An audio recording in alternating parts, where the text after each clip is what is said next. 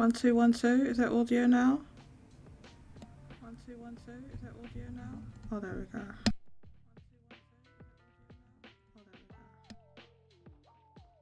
I'm getting like double things though.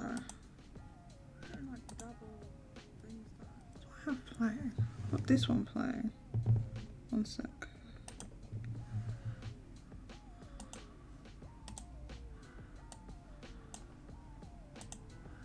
How's it now? Check 1 2. Let me know how the audio is, please. BRB.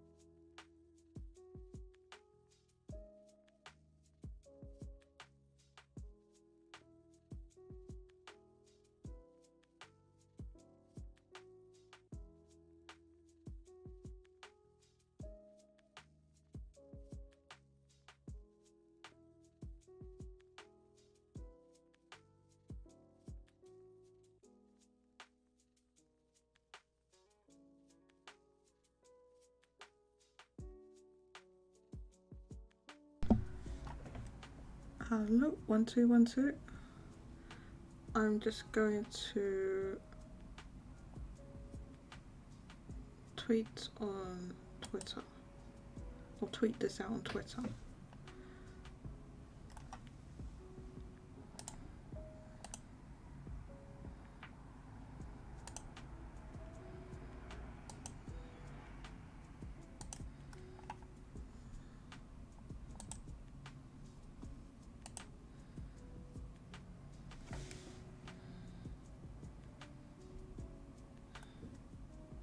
Why don't I have my browser extension on? Where is it?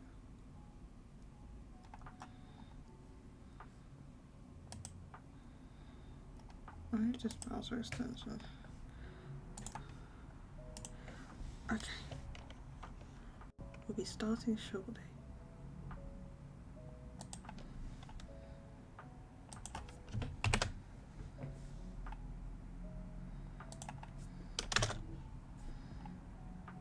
Why is that like that?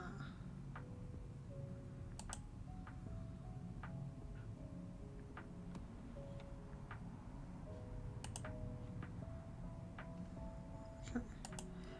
That's what I linked to Discord.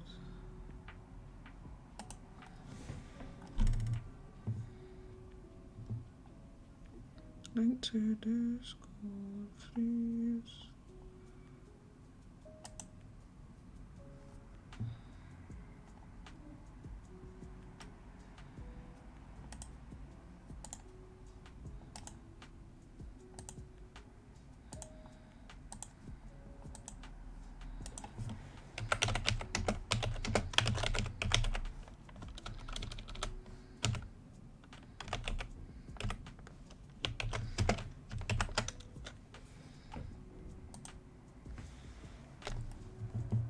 Okay, so please retweet that tweet I just tweeted. Hello J2 Wonder, welcome. If you wouldn't mind, please hitting the like button, share out the link.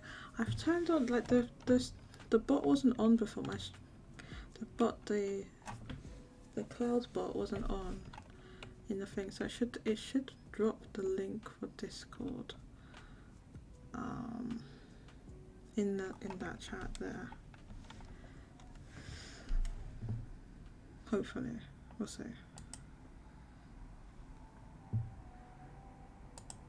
So thank you everyone who joined the pre-show today. We had Vinnie Mac, Mousy Key Care, J Arthur, some other people. My mind's gone blank, I can't remember. Thank you everyone who joined, and I'll see you on the live show. Mousy, you can leave the pre-show room and watch the show. Watch today's show. Mousy's sleeping at work. Probably. I assume so anyway.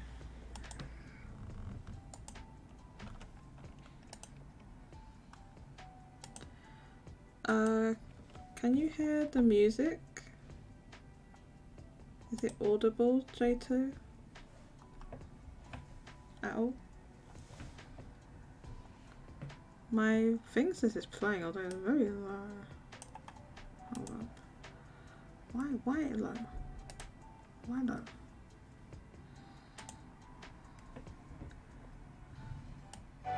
Oh, that's too loud. I don't want to have people any moaning. But let me give me music choices. If you want more music. Give me no music choices, and this is what we're doing. Final Fantasy VII Lo-Fi. I'll turn the groove comb down thing a bit. How's that? Welcome. Mousy, can you... Do you want to watch the main show, Mousy? What else are you doing?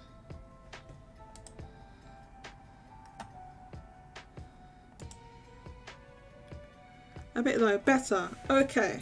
It's just background music, so it doesn't matter. It just needs to be... I don't want it too loud is the main thing. I don't want it like drowning out my voice. And like being loud in my ears is not pleasant. So I turn that down. There we go. Okay, let's begin. If you can hear me okay, that is. Hopefully. My little monitor thing says that I'm okay. So let's begin the show. In 1 second.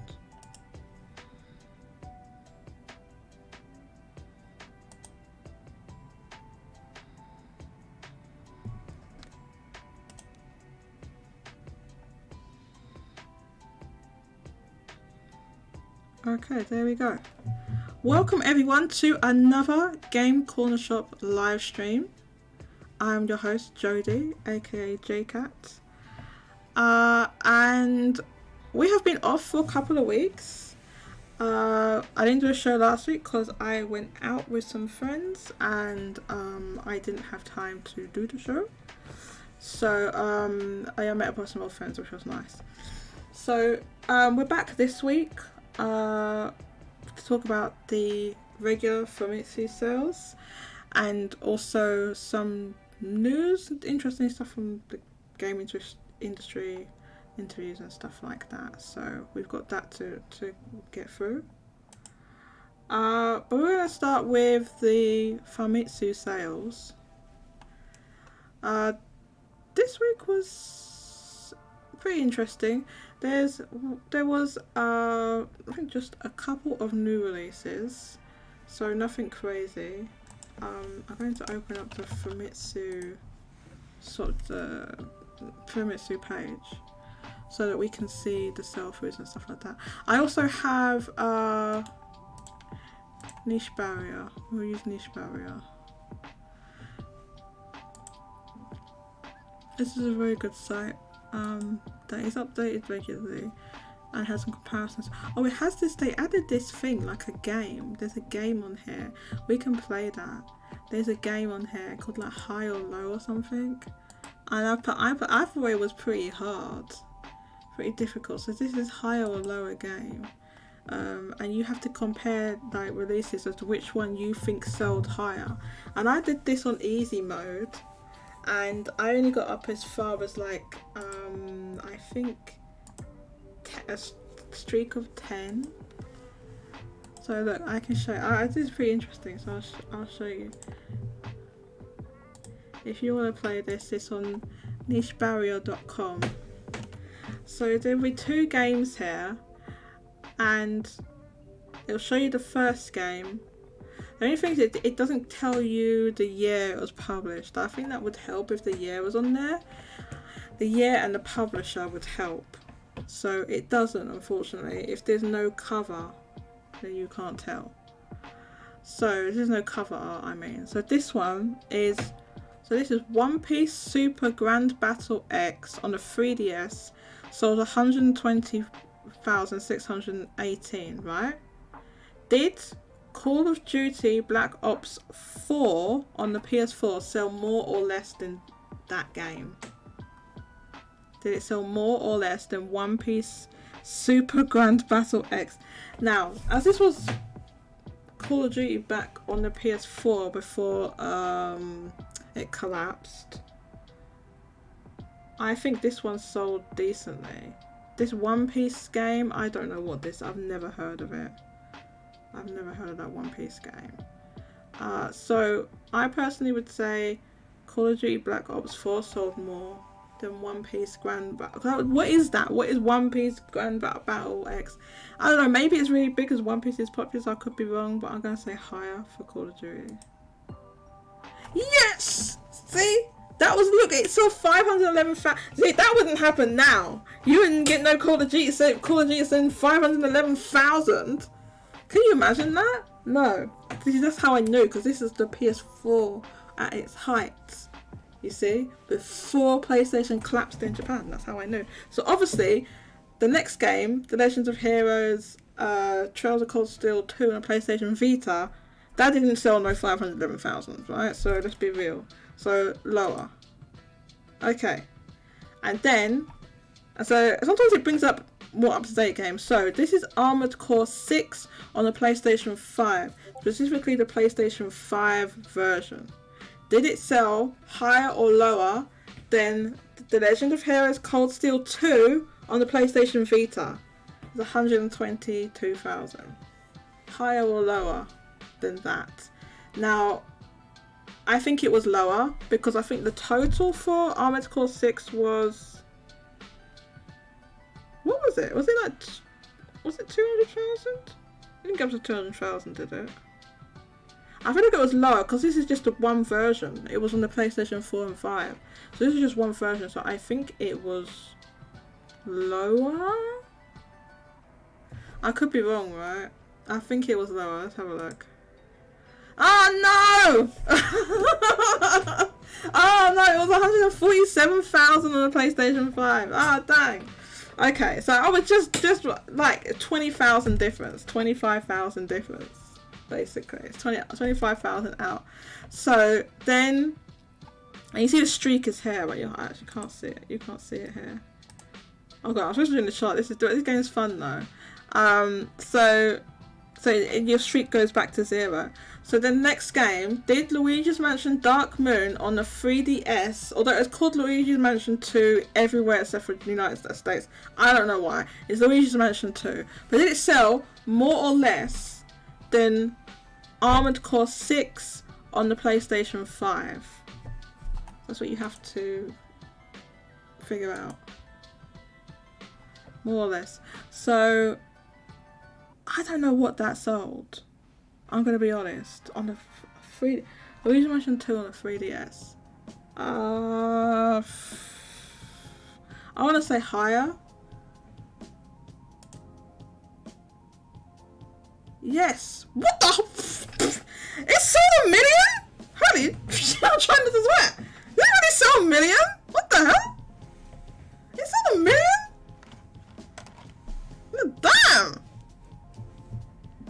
have sold that well. It sold 1,057,000 on the 3DS. That's wild. Okay, so next game, the PS4 version of Dragon Ball Z Kakarot. Did it sell more or less than 1 million? Now, I don't think that sold 1 million. So, I'm going to say lower. Yes, it sold 163,000. Next, Jump Force on the PlayStation 4. Did it sell higher or lower than Dragon Ball Z Kakarot on the PlayStation 4? So, it sell more higher or lower than 163,000. I think Jump Force flopped. Oh, we just mentioned 2 sold over 6 million worldwide. I should have figured that. I don't know why I didn't. I don't know, man. I should have figured. Oh yeah, that sold well. I don't know. I wasn't really thinking about it. I think Jump Force flopped. I know it flopped worldwide, but I don't know how it did in Japan. But I'm pretty sure if they turned off the sale servers, they delisted that game. They tried to erase it from history. So I think it sold less than 163,000. I don't know. That it couldn't have sold that much, right? Correct. 100. What? That's better than I thought. 130,000. Holy moly! I mean, I know it's Jump, but that game was bad, man. Okay. Did Gundam Breaker 2 on the PlayStation Vita sell higher or lower than Jump Force on PlayStation 4? 130,000. So like I said, there's no dates, so it would help if you had the date of when these were released, but you know, it's what it is. So Gundam Breaker 2. Gundam's popular, but what is Gundam Breaker? I don't know what genre that is. Is that what is that even? I literally don't know what it is.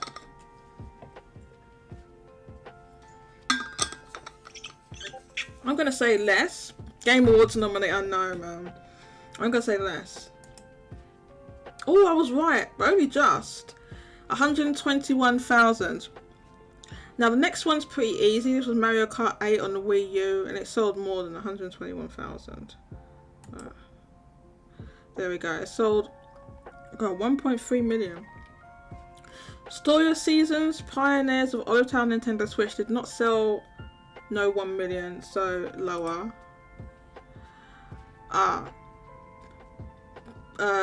It sells 3. What? Good lord!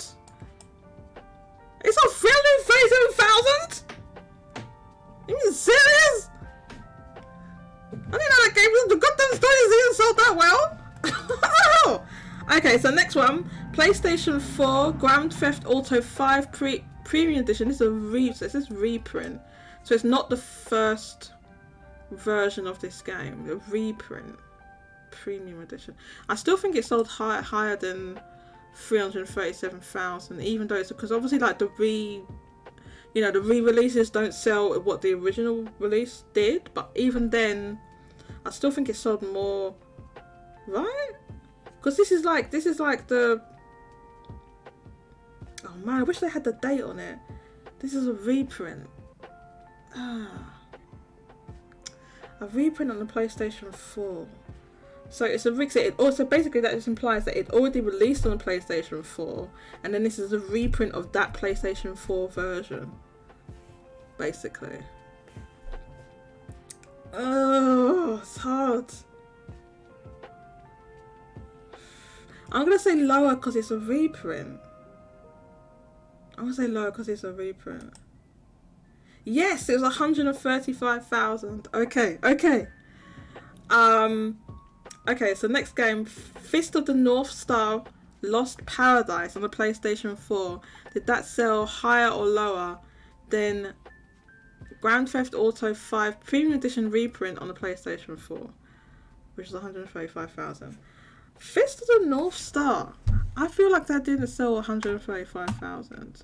I could be wrong. I just feel like 135,000 is like high for that.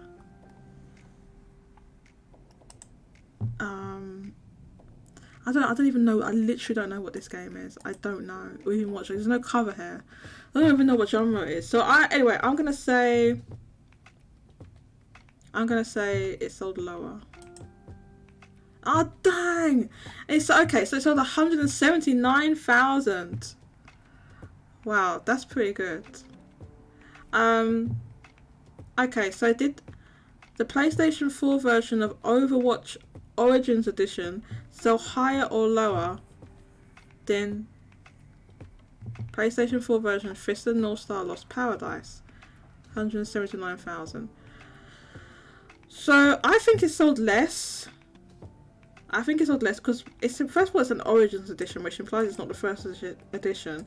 Secondly, it's an online game, so wouldn't most people have bought Overwatch like digitally anyway? As long as they lower.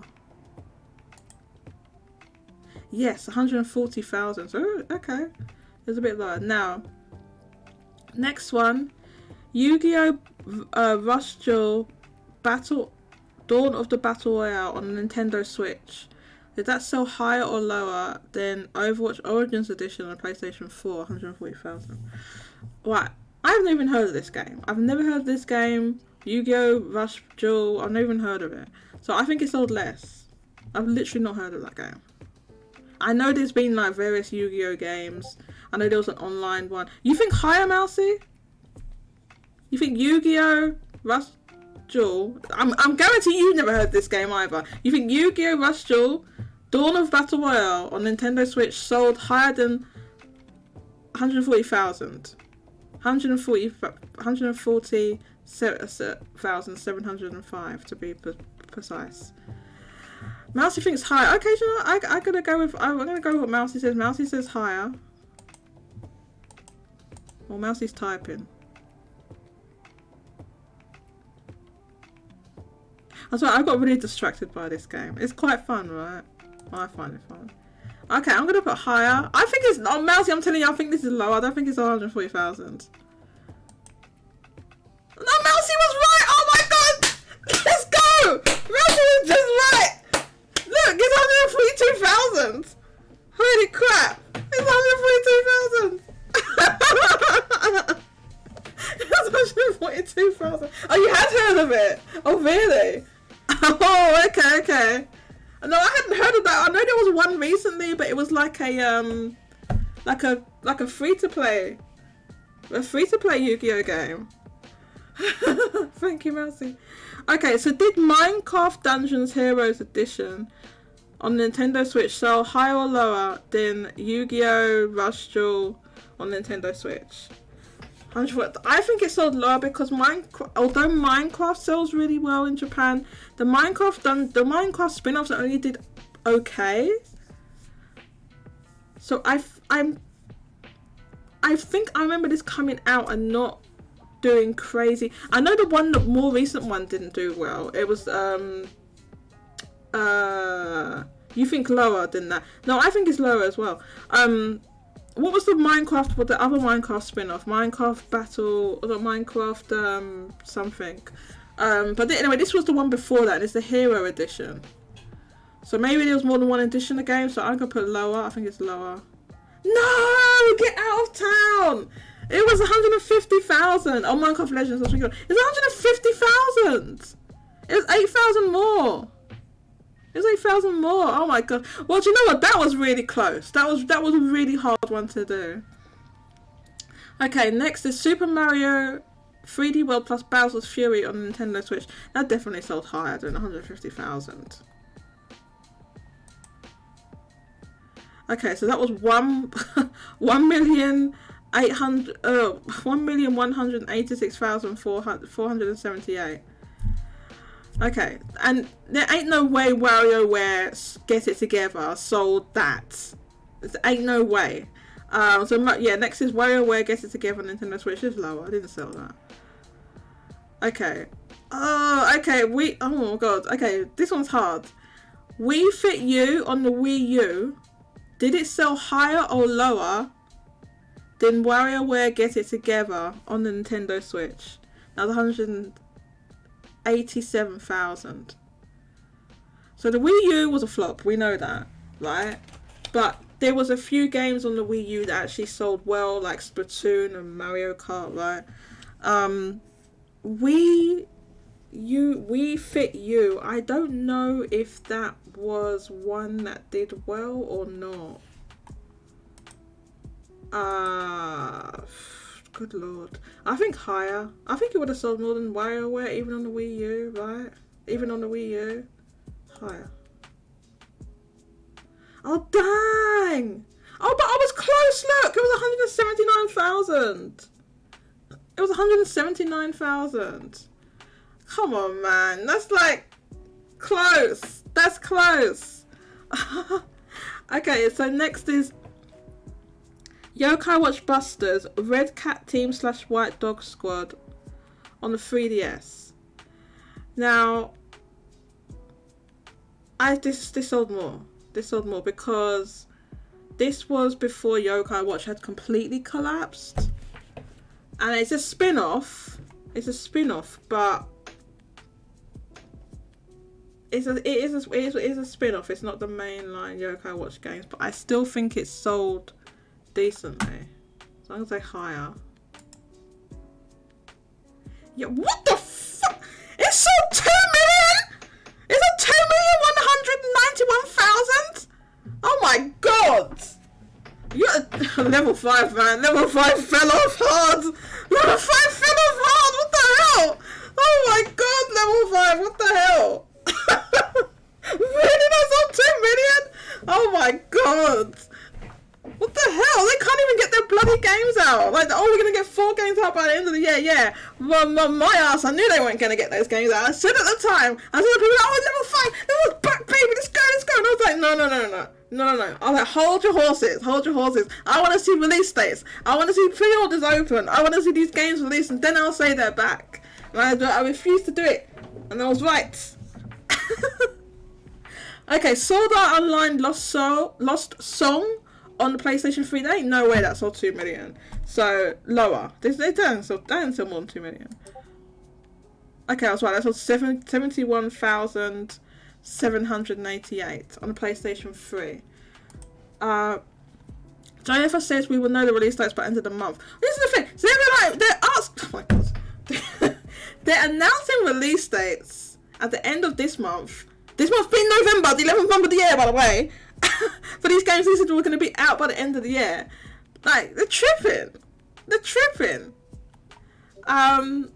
year isn't over. I know it's not over. But what are they going to do? They're going to release all the games in a month? And then, like, release them next year. It's going to be next year now, right? It's just like, God, I can understand 1, maybe 2 games getting delayed, but for all of those games to be delayed means that there was no hope of any of them coming out. They just mismanaged. Like, they're so mismanaged. You know what I'm saying? Like, Yokai Watch Busters, that was a spin-off. That wasn't even a mainline game. And that sold 2 million. That's level 5 at their height, what they were capable of doing. They can't, they just, you know, they fell off hard, man. Anyway, Mario Golf World Tour on the 3DS, did that sell higher or lower than Sword Art Online Lost Song on PlayStation 3? So I think it sold higher than 71,000. I think it sold higher, so I would say higher. Yes, it sold 147,704. Okay, so next is... Oh god, I have no idea about this. So, Summer Night 5 on the PSP.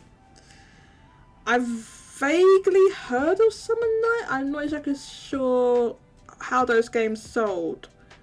So Summer Night 5 on a PSP. Oh my god, does anyone know about this? Would that have sold higher or lower than Mario Golf World Tour on the 3DS? Oh my god. This is supposed to be easy mode. I can't even get like a full bar, like the full streak up to the top.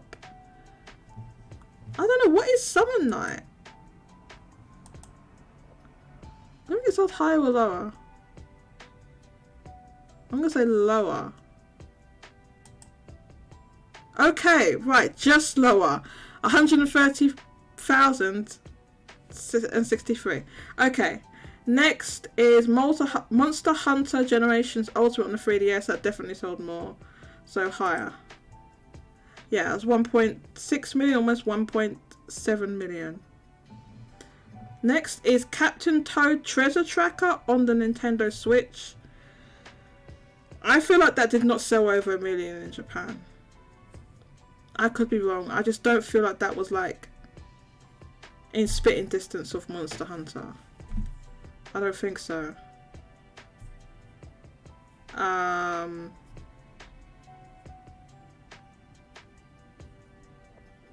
Yeah, I don't think that sold that. So I'm gonna say lower. And it's just goddamn Captain Toad. No way it sold that. Okay, yeah, I was right. It was 201,000.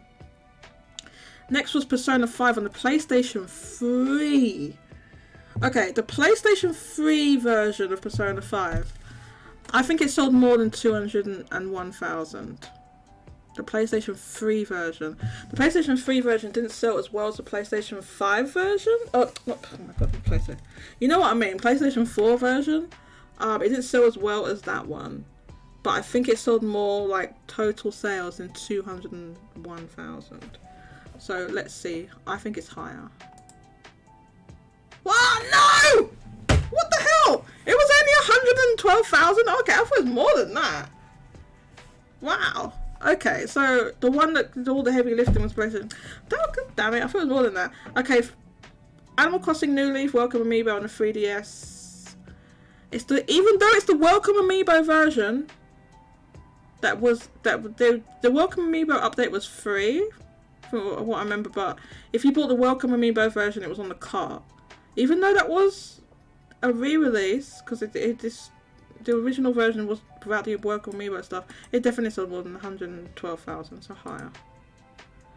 Yes, it sold 525,361. Okay. And I will do this and then we'll start through this. Game's too interesting. Did Puyo Puyo Tetris 2 on Nintendo Switch sell higher or lower than Animal Crossing New Leaf Welcome Amiibo on the 3DS? I think it sold lower. It didn't sell 500. There ain't no way. There we go. Okay. It sold 100 and... God, it sold well though.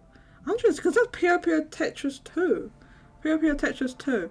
174,000. Okay. Oh, I'll just do this last one. Crisis Core Final Fantasy VII Reunion on the Nintendo Switch, so the Nintendo Switch version of that game.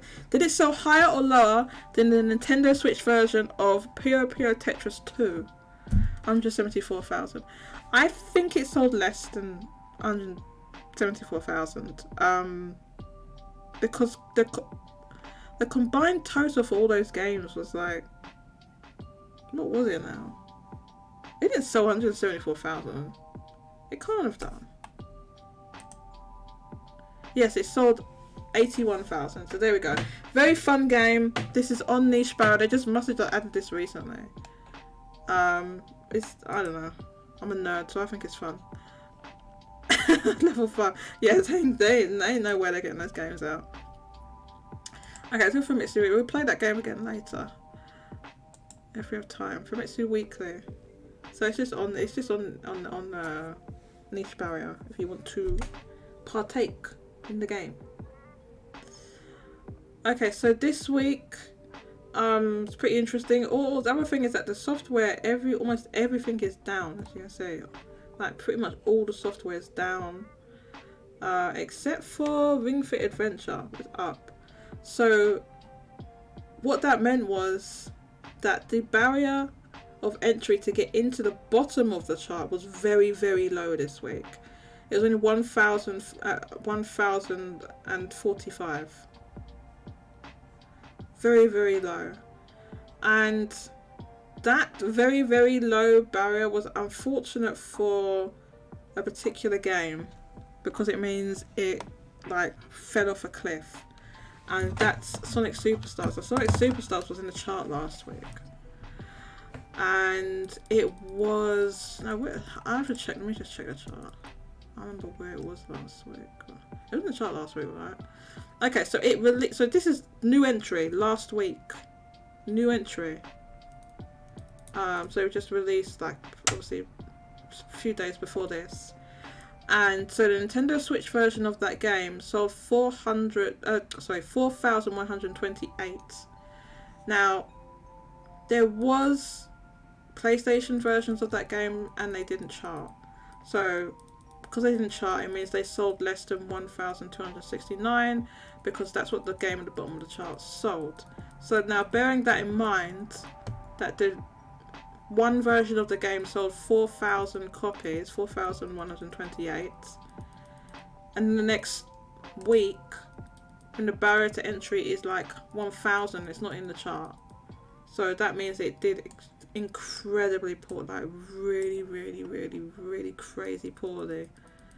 That's unfortunate, but we're going to get into the whole topic of Sonic, as that came up via an interview on Sega's own website. So we'll see what one of the, I think it was a producer or something, at Sonic Team has to say about Sonic and the Sonic franchise. So this week, software's down. But this is like the lull before the holidays, basically. So I think that's kind of what it's about. And we have also the PS5 Slim coming out.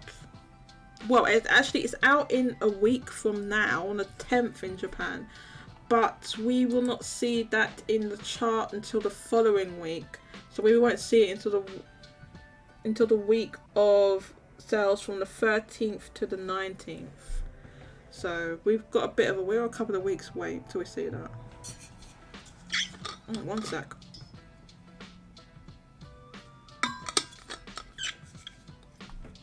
I'll probably put some bets up on our set.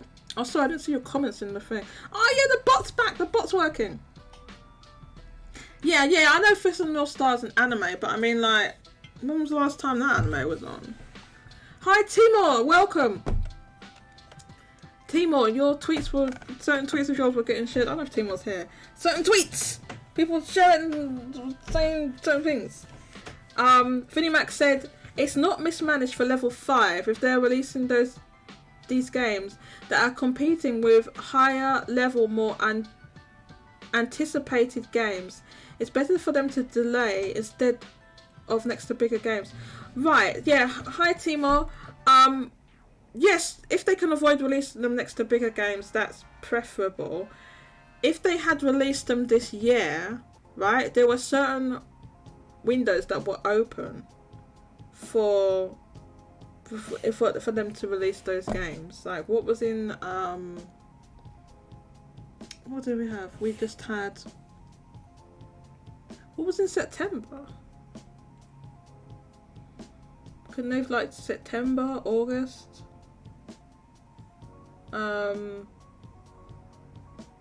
So, I mean, December only has, like, Dragon Quest Monsters. Isn't it Dragon Quest Monsters in December? There's, like, Dragon Quest, like, you know, there's spaces there for them to release their games. And I don't think the reason that they're delayed is because of competition with other games. Because, like, all of them are delayed. Like, every single one. And, you know, it's not just the fact that they're not even officially delayed, if you see what I mean, Vinnie Mac. They haven't said, oh, our games are delayed. But obviously, if they said before, okay, Dragon Quest Monsters is December. Yeah, if they said before releasing all these games by the end of the year, and they said that in, like, it was February or March. I think it might have been February or March. When they said that, it was realistic. Oh, we could have these games in this year. But, like, they haven't communicated and said, oh, do you know what, our games are delayed, or they didn't even they did a whole big presentation at Tokyo Game Show. No communication about these games, like, being delayed or anything. I think that's more the issue, rather than, if games are delayed, people can understand that. But, like you say, all these games are coming out this year, and then you don't communicate anything at all. You know, they didn't communicate anything at Tokyo Game Show. Then they had their anniversary live stream, and they just said, oh, we're going to tell you at the end of, you know, next month, which was now this month.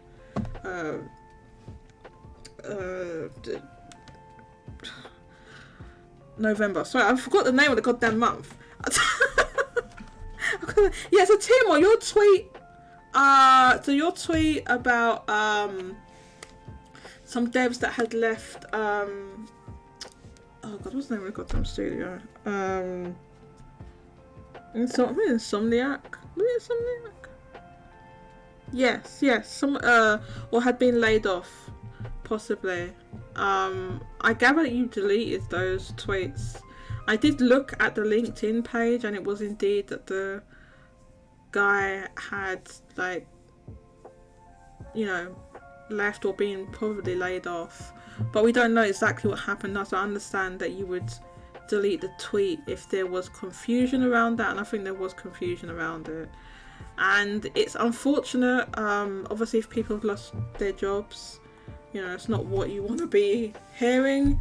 And so we're going to get into that, because several studios, not just Sony studios, but other studios and game companies have recently been hit with, like, these layoffs and stuff. Like, the thing is that why it's particularly interesting in the case of Sony and Bungie specifically is, hang on, what's this? Stop the cap. None of these games are.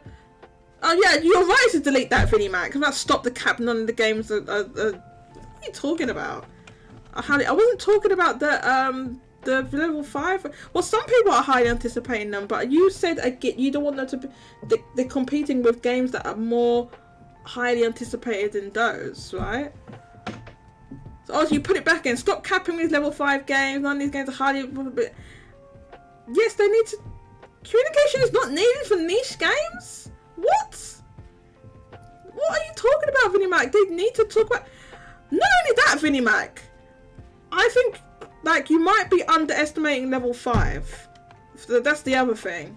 Like, when they are firing on all cylinders, they are firing and the games sell millions. Like, we just saw, like, a Yoko Watch spin-off. I don't know if he's watching. A Yoko Watch spin-off, Yoko Watch Busters, sold 2 million. So, like, their games aren't niche, to be honest. They're capable of having games that sell a lot. So I don't know. So I think of all the games they showed, the one with the highest sales potential was probably Professor Layton, since that's an established franchise. Now, I don't know what the Inazuma 11 games sold. I think they sold pretty well as well. So I don't think those games are, like, niche, Vinnie Mac, to be honest with you. I don't, what did, okay, let me look up Inazuma 11, because I don't know what those games sold. There hasn't been an Inazuma 11 game for, like, I think 10 years now, because this one's been in development for so long. Yeah, I don't know, Vinnie Mac, this isn't niche. This doesn't look like niche to me. Inazuma 11 2 on the DS sold 1.1 million. Inazuma 11 3 sold 1 million. Inazuma 11 3 Ogre Attack sold 400,000, 200,000. This isn't niche, Vinnie Mac. Level 5's games aren't really, like, when they're good, their games aren't, like, niche. Let's look up Professor, because you're saying it now, so let's look up Professor, oh no, I'm doing the wrong thing, hang on, up here. What's about Professor? Is it 2 Fs? Is it? Is it 2 Fs? Or what? How do you spell Professor? Professor Layton. Yeah. Vinnie Mac, the games are not niche. Professor Layton and the Curious Village, 1 million. Professor Layton and the Diabolical Box, 945,000. Professor Layton and the Unwound Future, 870. Okay, so I'm making up at 872,000. Their games are not niche, Vinnie Mac. Okay, so I don't know what you get. Even Fantasy Life, the other one was Fantasy Life. You're saying that now because their games haven't sold well, but, like, historically their games sold well. Fantasy Life, what did that sell? Fantasy Life on the goddamn 3DS sold 290,000. And then there was a follow-up. I don't know if that's a follow-up game or maybe that's a re-release or something. Sold 88,000. So that's, like, the lowest selling one that we've seen. Like, I don't know, Vinnie Mac, I wouldn't call their games. I don't know where you're getting this niche from. all their games, you said all these games are very niche. Did you? All these games are very niche? None of them, they're niche at best. I just showed you the sales of level 5 games, Vinnie Mac. What are you talking about? Level 5 is the studio when they, is that studio when they make good games, exactly. Vinnie Mac says none of these games are Yokai Watch. They're not Yokai Watch. No, that's true. But I just told you, Inazuma 11 is capable of selling 1 million. Professor Layton is selling 1,800,000, 900,000. That's not niche. That's not. I wouldn't call that niche, Vinnie Mac. They're not Yokai Watch. Yes, Yokai Watch was their biggest franchise, but they're not niche. Now I don't know about Decapolis because that's a new IP, so I can't say anything about that. But their other games have history, franchise history. So they've got Professor Layton game in development, they have a Inazuma 11 game in development, and they have a Fantasy Life game in development. And none of the sales of those games are niche, right? And the only one where we don't know is Decapolis. And then Megaton Musashi, when that first came out, that flopped. So that's the game. So they're Megaton Musashi, they're making another version of that game with some extra content, and then it's already out, that game's already out, and then they're releasing that version internationally. So that was the 4th game, right? So Vinnie Mac, see, Vinnie Mac doesn't even admit, oh, level 5 games aren't no, Vinnie Mac, you just said, I've got the thing right here, all their games are very niche.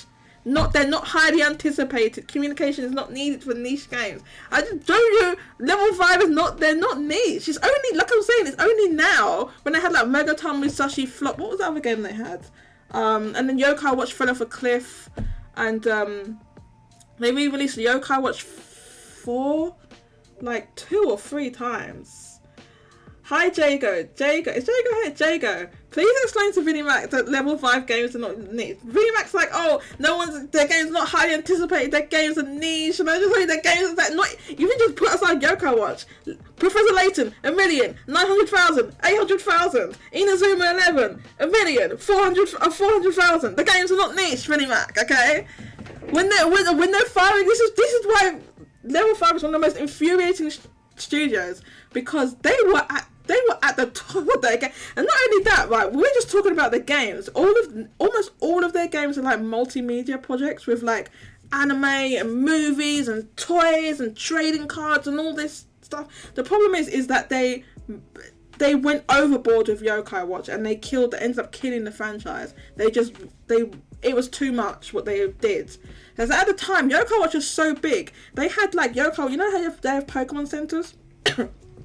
They had Yokai Watch stores in Japan, and then they closed like multiple of them, and they closed them all down. Games like, see, Vinnie Mac doesn't even admit when he's wrong. We don't need to talk about level 5, so we don't need to talk about level 5 being back. Exactly. I never said, I'm not one of the people that said level 5 was back. I said, yeah, level 5 is not back, because give me some, you can't even pre-order any of the games. There's no release dates, there's no pre-orders. Timor says, you would be surprised where Yokai Watch ranks among other franchises. Yes, Timor, is sold like crazy well. Crazy well. So, I don't know, Vinnie Mac. So, yeah, so we're looking at Fantasy Life, and Jago's here. Professor Layton. Is this niche, Vinnie Mac? 1,900,000? The lowest selling Professor Layton game sold 252,000. That's not niche. And that one was, I mean, they're not even in release order. That was, well, I guess it's roughly in release order. That one was in 2013. So that was the lowest selling one. And then obviously the new one is not out yet. So that's why that's like that. And then I looked up Inazuma 11 again. I don't think, some of these are re-releases and things like that. So some of these are not. Or these are like small. Inazuma 11 Go. Maybe that's a smaller one. So there's some here that are lowest, like the lowest selling ones. But I don't even know if these were like full. There was one that wasn't even made by level 5 on the PS1. Inazuma 11 1+2. Obviously that's a re-release on the 3DS. Inazuma 11 Ghost Strikers 2013. So I guess that must have been a re-release of that one. So that's why it sold way less. So yeah, I mean, their games are capable of selling 1 million, 400,000, 400,000, 400,000. Like, I don't think that's a niche for him, Mac. I really don't. Like I said, the only one that I can't say anything about is what do you call it? Deca Police, because it's a new IP. But Deca Police is kind of like a little bit in the vein of Professor Layton in terms of, like, I think there's puzzles. All these like sort of like detective type stuff, and then you're doing sort of like turn-based battles as well. So hi, welcome Jago, welcome. First time in a while. So yeah, we're just talking about. So Vinnie Mac says level 5 games are niche. I said no, they're not. You look at the sales. Even if you just put Yokai Watch to one side, the games are not niche. So yeah, that's when, you know, the one they had, the most recent game they had was Megaton Musashi, and that did flop. Megaton Musashi. How do you spell goddamn Megaton Musashi? I'm gonna spell it wrong. Hang on. Megaton Musashi. What did I put? What was that? I missed out the H. Yeah, so this one did flop. You want to talk? This isn't even niche. This is like hardcore flop, flippity flop, belly flop.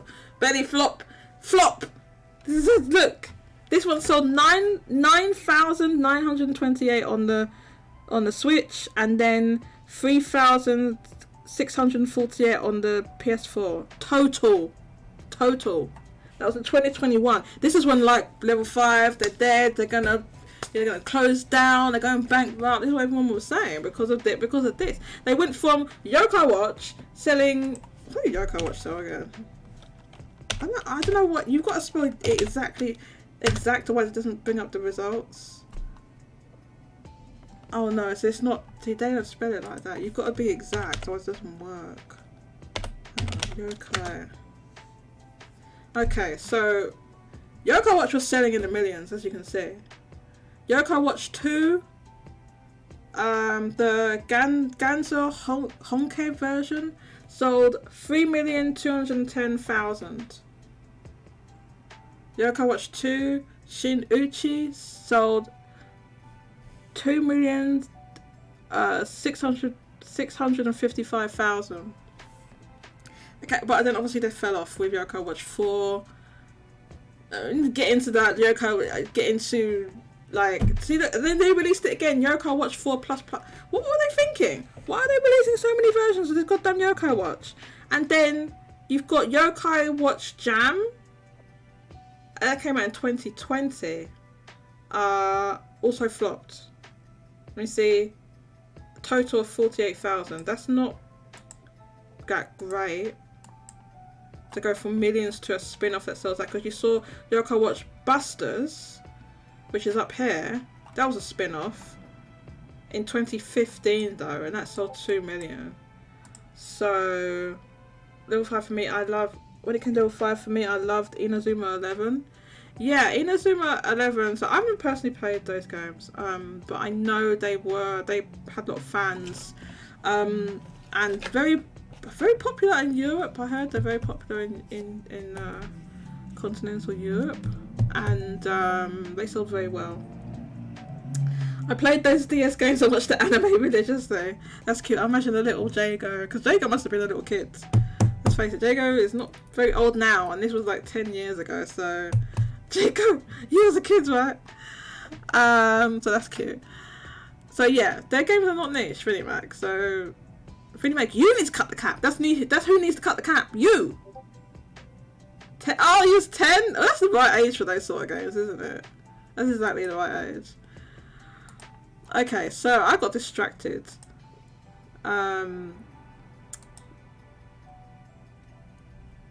Okay, so Vinnie Mac says, so as I remain stated, then there's no reason to talk about level 5 being back. I never said that. I wasn't the one saying that. I was saying other people were saying they were back, and I wasn't agreeing they were back. They never went anywhere since all their games are successful. You can't be back if you never left. Well, all the games weren't successful. I just showed you Megaton Musashi. It just flopped. Professor Layton was never set up for 2023 release day. No, I know it wasn't. They said 2024 from the start. But when I said the 4 games, that doesn't include Professor Layton. It was Megaton Musashi re-release, Fantasy Life, Inazuma 11, and Deca Place. That's the 4. The 5th one was Professor Layton, which was slated for 2024. I never said it was slated for 2023. I don't even know why you said that, Vinnie Mac. Red Hood says, man, I'm shocked that Like a Dragon Gaiden was originally going to be DLC for Infinite Wealth and it was made in 6 months. Holy crap. Oh, right, that's okay. I didn't know that. Yeah, it's probably because they can make it that fast because they had all the assets and everything. So that was going to be DLC. Interesting. So does that mean Like a Dragon 8 is going to have different DLC? They're making different DLC for that. Maybe that's it. But yeah, it's probably because the Gaiden got. Yeah, that is really fast to make that. It's really, really fast. But again, like, it's very fast. But the Like a Dragon franchise is not really like a kind of more of a AAA franchise. Like, it's kind of more on the AA side. It's not like crazy, you know. We're not out here with like God of War Ragnarok graphics. You know what I mean? So that's probably why. I can put the interview on stories if you want me to. Yes, please, Red Hoods. That would be nice. Thank you. Level 5. Kika says level 5. If we keep re-releasing Yokai Watch 4, eventually people will buy it. They wish. Jago says another property for around that time is Dinosaur King from Sega, another DS game and anime I love to death. I have not heard of Dinosaur King. I've never heard of that. What sort of game is that, Jago? I've literally never Dinosaur King. I have no idea what that is. Must be like one of those franchises that they just let die or something. So I've never heard of that. I mean, I haven't had one recently for me to hear of. J2 Blue says context is key here. Their games have always done well, however they haven't bought a game westward since Snack World in 2020. That's true, yeah, that's the other thing, Vinnie Mac, that all the recent games have been Japan only. So that's why, like, the version of Megaton Musashi, they said they were going to release that internationally. That game's already out in Japan, but they were adding some extra content and making an international version. Data Blue continues, so when people say they're back, that's what they mean. Yeah, back in the West. They never stopped making games, including the mobile games.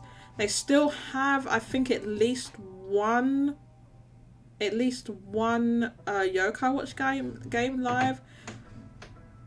Some of the Yokai Watch games closed down. I don't know if they was involved in that Ni no Kuni game. I feel like wasn't that Perfect Worlds who made that? I don't think that was actually, I'm not sure. I think if they was involved, they wasn't the only developer. It was like Perfect World or Tencent or one of these mobile game makers that did that. That did that Ni no Kuni game. That Ni no Kuni game, and it was apparently they put like I don't know, NFTs, but like blockchain or some nonsense in it, which is immediately off-putting to me. So yeah, so that's level 5. We're talking level 5. But let's talk about this week's sales, which does not include anything by level 5, which it probably won't for like the next year. So everything was down. So let's talk about everything being down this week. All the software being down, and that means, I mean, Sonic didn't do well anyway, but it unfortunately didn't. It fell out the chart. So Super Mario Bros. Wonder is still at the top of the chart, which to be expected because I mean it sold like, so was it 600,000 or something first week. So it sold an additional 163,000. Now, what's interesting here is the drop compared to last week. So it dropped 74%, which is very high, which is bad, and higher than I thought it was going to be, because these 2D Mario games normally have like a soft drop and then they continue to sell like evergreens. Now this drop was a bit more harsh than the other games, like the new Super Mario Bros. Series. You compare it to that. Well, I think theirs were like 50 or 60% second week. So this one's a lot higher than that. Although that being said, I do expect the game will, obviously we've got the holiday coming up. So I think it will continue to sell into the holiday and beyond, and stay in the chart. And probably replace the game that kept chart. Okay, so what was the new Super Mario Bros. U? Is that still in the chart? Wait, is that drop or did that drop out? Hang on. Where is it? Okay, so maybe that did drop out the chart. And that drops out the chart. And Super Mario 3D World. So those games periodically come into the chart. So I think Super Mario Bros. Wonder will take the place of like the Super Mario Bros. U. What was it called? New Super Mario Bros. U. Jago says, best way I can describe it for menu is that it's a dinosaur collecting RPG with turn-based battles. That sounds interesting. Dinosaur collecting. Maybe I have heard. Is it that game? Is it a game? Oh no, that's a different game. The game when you dig up fossils. There's some game like Fossil Hunter or something. No, that's something else, right? Okay. No, actually I haven't heard of it, but it sounds interesting. And it was an anime. But Sega just, I mean, maybe it didn't sell that well or didn't do that well because they don't make any more of those, right? Maybe it did work first and then didn't after a while or something. So, yeah, so that's about that. Now, next, yeah, about the drop I thought was a bit, that was a higher drop than I thought it would be. I hardly doubt it so well, said Jago, about the dinosaur going, oh, okay, yeah. Well, yeah, I mean, that's what happens sometimes, right? So I get, yeah, it's all saying that's why they didn't bring it back, right? It didn't sell that well. Right, one sec. So next we had, so there's only a couple of new releases this week, right? So the first of the new releases was a Metal Gear Solid Master Collection Volume 1, and there was a Switch version and a PS5 version. Now there is also a PlayStation 4 version, but it was digital only. I believe it's digital only. I'm not sure the reason for that, but I'm pretty sure there's no physical of that version, so it couldn't chart in this chart. Someone correct me if I'm wrong, I'm not 100% sure, but this I thought did only okay. I mean, just okay in my opinion. Obviously, you couldn't expect this to sell as well as the previous. I mean, it's not the first time they've re-released these games, right? So there was another HD collection on, I think, the PS3 or the PS4. I can't remember now. Which sold. Oh, maybe it was on the Vita. I'm almost certain there was like a hang on, sorry. Metal. It was Metal Gear Solid HD. It was a PS3. Yeah, PS3, right? Okay, so where is it? Yeah, Metal Gear Solid HD Collection. It was right here. Oh, it was on the Vita and the 360 as well. So that sold 145,000. Jago says digital only because Konami doesn't. Oh my god! Really? But the PlayStation 4 version? Some of the games got released on Vita but had bad performance. Remember seeing people talk about it on 3DS. I don't know if that's true. There was a 3DS Metal Gear Solid. I can't remember which one. There was one on the 3DS, yeah, but I've forgotten which one it was. It wasn't this particular collection, but it was like one game, 3D. It was a 3D version of, maybe it's Metal Gear Solid 2. I think it was a 3D version of. I can't remember. So 145,000 on the PS3. PlayStation Vita was 59,000. Almost. It was Snake Eater. Or is that number 2?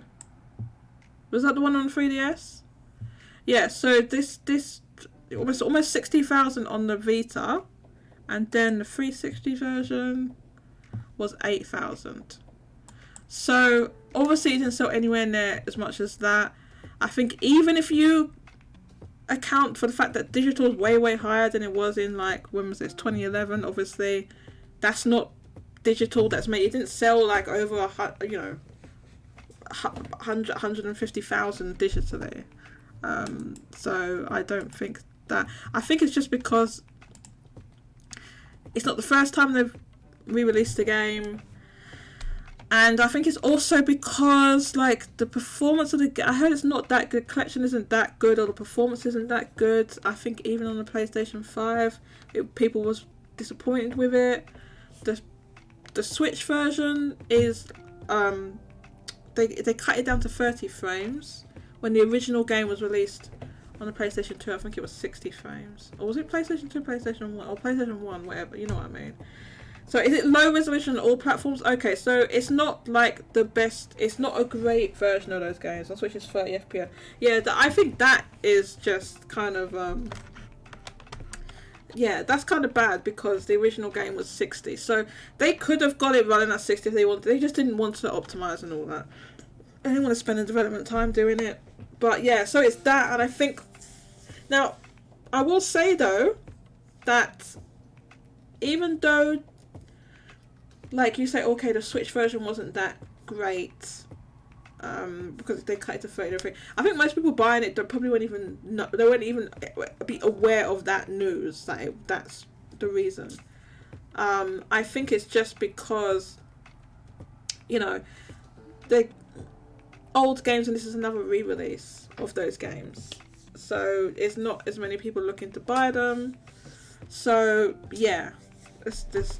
I mean, that's what I think. I think it's not just because otherwise, if it was just like the Switch version was like people didn't like it was 30 frames, then the PS5 version should have sold even better, but it didn't. Because even though the PS5 version, yeah, okay, it had issues as well, it was still 60 frames. But yeah, so that's why I don't think most people are even aware about the frame rate or anything like that. Like, yeah, hardcore gamers, but people that are just, just buying these things, I think they have no idea. So the Switch version was 19,000, version 30. PS5 version was 13,717. So, yeah, it was just okay in my opinion. Sales, I don't know how much Konami could possibly expect from like an old collection that they didn't put that much effort into, or they could have put more effort into. If they had put more effort into it, I think when games come out and they're kind of like mediocre, or there's some sort of issues or like that, like it doesn't spread as much as like. I think this, I'm not sure if it's true, as like good word of mouth, like this game is really good, you should buy it, like, and that happens gradually over time. I could be wrong, but I think anyway it would have been good if they had put more effort into it, but they did not. Okay.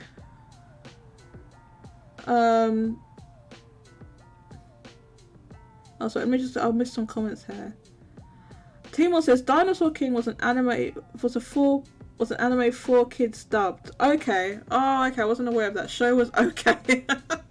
Show was okay. Well, Jago liked it, but he was, kind of the right age for that. Dank Moon Center says no twin snakes or actual modern touch-ups. Okay, so people wanted the twin snakes. Is that what the issue was? They wanted the twin snakes version.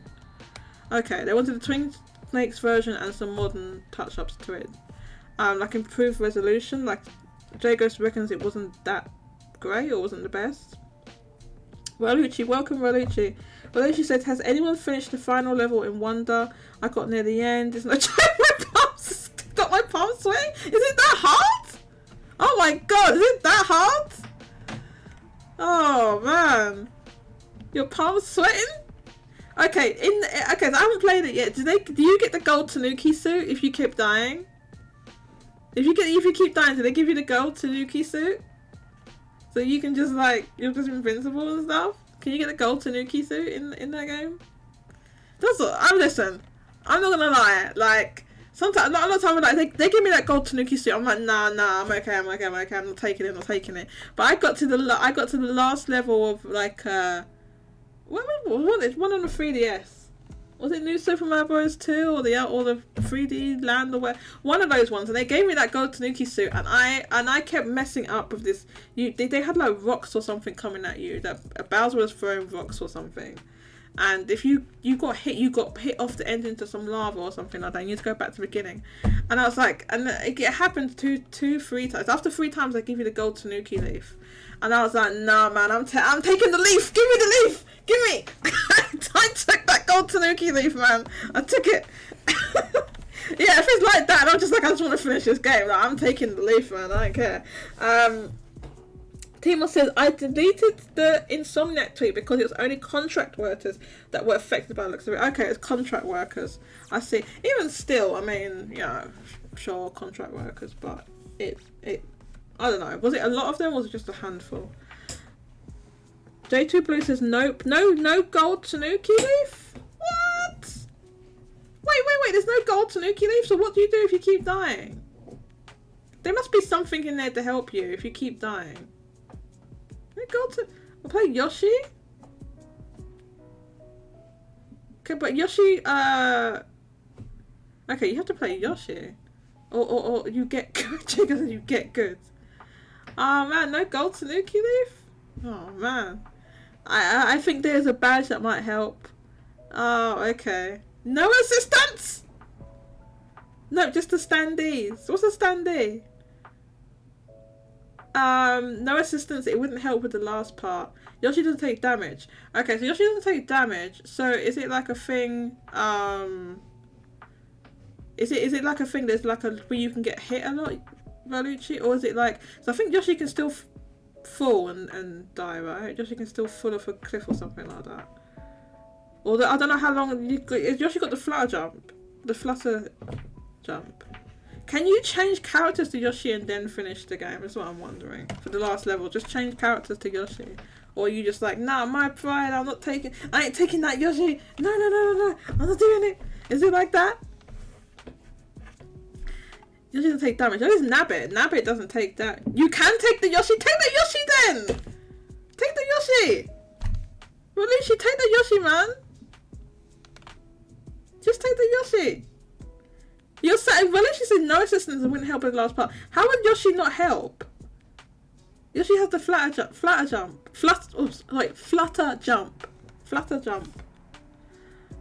But I heard people complaining because Yoshi's tongue can't go upwards.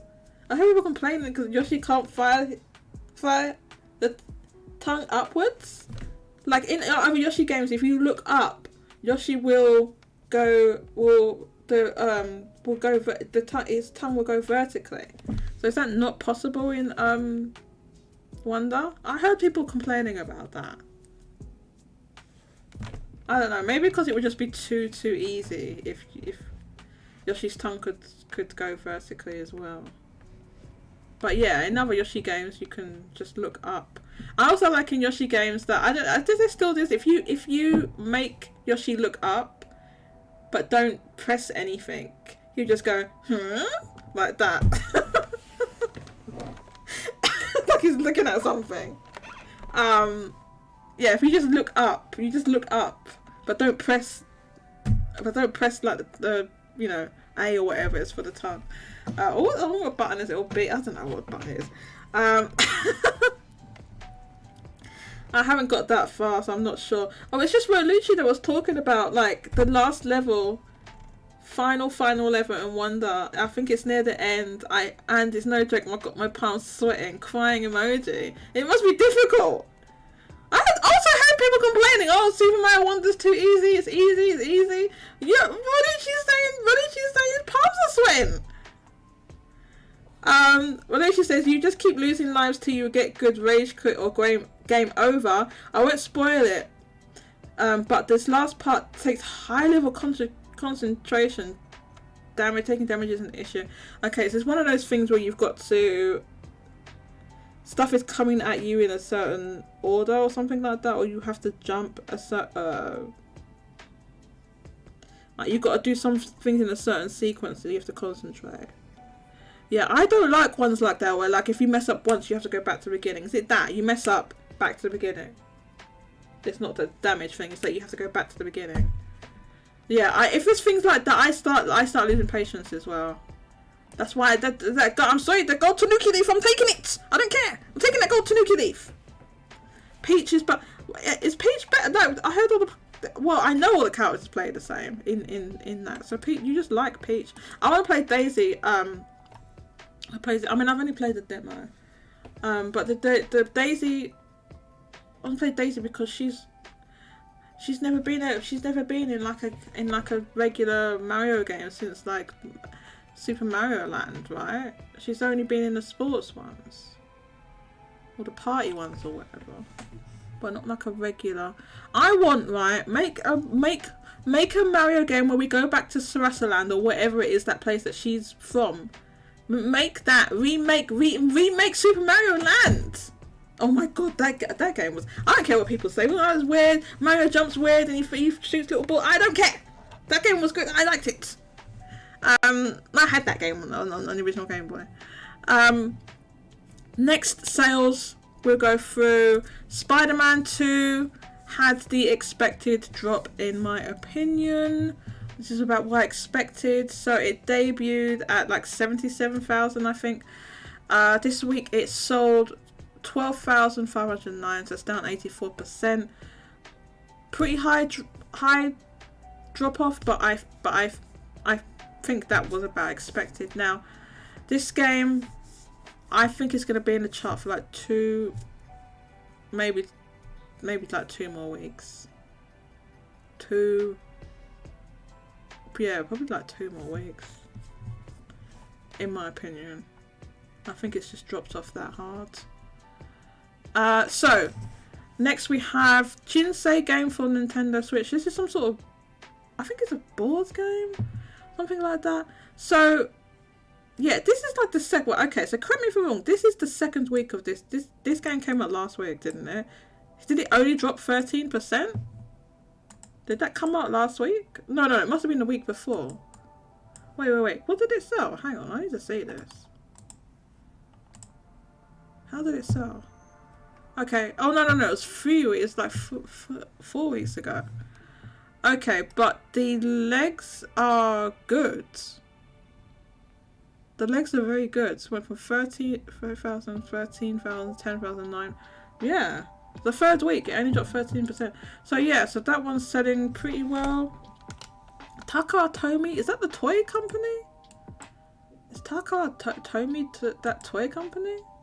Is that what that is? Oh yeah, but this is some sort of board game or whatever. And it's the legs are good. I think yeah, obviously it's not selling like Momotaro, which has a new entry coming out soon. But probably good for what it is. So yeah. So next we have Pikmin 4. That's still in the top 10. Did it ever leave the top 10? Let me know. It's at number 6 now. Sold 7,932. Pokemon Scarlet and Violet only had a 2% drop, and I think this might be because of that DLC. Although the DLC, isn't the DLC just come out now? Or people anticipating the DLC, I don't know. Anyway, I had a 2% drop. Sold 5,149. Number 8 is Mario Kart 8 Deluxe. Sold 4.7 thousand. Number 9 is Minecraft. Sold 4.3 thousand. Number 10, Super Smash Bros. Ultimate, sold 3.2 thousand. So there we go. And then we're going to look at the other new release as well. Jacob says Mario Land was decent. Yeah, Game Boy Mario Land, not Mario 3D Land, whatever it was. Game Boy Mario Land. The reason people are like weird about it is because like the physics are different, and Mario like throws like these balls out that people don't like, that he throws balls. But that game was peak when you get. I remember the first time that you get in a little submarine, right? It's a little submarine, and you're under the sea, right? And you can shoot off in the little submarine. I remember the first time I played that level, and then you saw that there was like a whole bunch of coins. You can go up and down, and you collect coins, and it spelled out Mario. I was like, oh my god, it's Mario! It's Mario! Okay, the balls is a little weird, but I don't know why he throws balls. I have no idea why. But yes, he throws balls. Just like balls. Like there's no, I don't know what it is. Like he just throws balls. That's the power up that you have in there. And yeah, the physics are different. But I think it's just like, you know, the limitations of the Game Boy, I guess. That's why it ended up like that. But the first time, yeah, you get in the submarine and the coins spell out Mario. I was like, this is it! I've arrived! This is it! This is peak! Yeah, so I played that game over and over and over. I played it so many times. You could complete it really fast as well. That was the other thing. And once you completed it, it kind of went into an automatic New Game Plus type thing, where you had your lives, but it was, I think it was harder. It was harder. It was more enemies. But you kept all your lives and whatever. I think you kept your power up as well. And then you could play it again, and then the enemies were just all hard. There was just more enemies. I liked that game. And I know there was follow-up ones, but I didn't get to play them when I was a kid. I played them a few years ago. Mario Land 2 and Mario Land like Wario, or is Wario right? Those games were technically better. Like, I mean, like more I don't know. Maybe they had they're still on the Game Boy, but they'd kind of like advanced like with the programming and design of those games. So they played better than Super Mario Land, the first one. I think Redwood said that he posted a story in wait, where did you post it, Richard? Richard said it posted something. Oh, was it this one? Is it what you was talking about? I'm not sure what Red Hood was talking about. Wait, hang on, I need to go see what Red Hood said. Okay, I'm a little bit confused now. Red Hood! Is Red Hood here? Red Hood, let me know what you was talking about. Are you talking about this automaton interview? Because I already have a link for that. Or is you talking about something else? Oh my god, I lost the comment where Richard said that. Where's the comment? Oh, I'll put the interview in stories on Discord. Yeah, I don't know where you put it, Redhead. I'll put it on I don't see it. Redhead, can you just like drop a link in the live chat? I don't know if Redhead's here. World is better. Mario Land is Xenoblade, what the hell? Josie with Super Mario Land. Listen. I don't know, I'm giving away my age here. I had the original Game Boy, okay? Alright, I had the original Game Boy. And back then, yes, that was peak. It was. Back then it was. That Mario in the palm of your hand, it was peak. You don't understand, J2? It was literally, yes, it was. That literally was peak. Having Mario in the palm of your hands, yes. It was good, but I had hardly any games for the Game Boy, so I just played the few games I had over and over again, you see. I didn't have a lot of games. World is better. World is better than what? Oh, what? World? Super Mario World? Yeah, I'm sure it is, yeah. But I didn't have that when I was a kid, you know. You know, I was pretty poor, I didn't have a lot of games and stuff, so I just made the best with what I had. She being old. I am old. Wait, I told you my age last week, I'm not saying it again. probably the first and last time I'll ever say my age. So don't ask me. Okay, so oh god, what are we doing? Finish the chart. So yeah, so those were most of the new releases. Other notable new release was this Hana Awase New Moon Complete Set. Now this, you think, oh well, that didn't sell well. 1.5 thousand. Okay, this is like really expensive. This is some collection. It's a collection of games.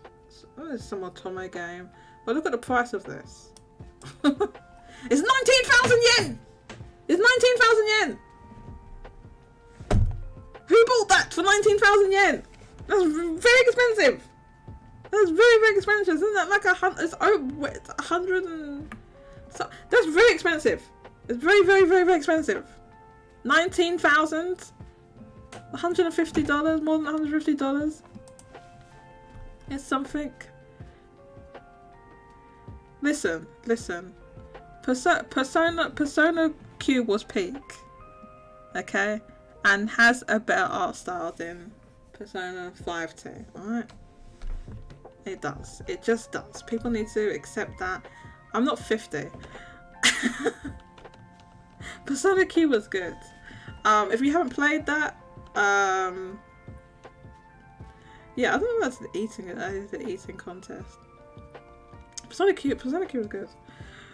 And that but I was talking about the other day, or I think it was yesterday. The battle music for Persona Q is so. Listen, I haven't played Persona Q 2, and the only reason I haven't played that one was because, like, I played Persona.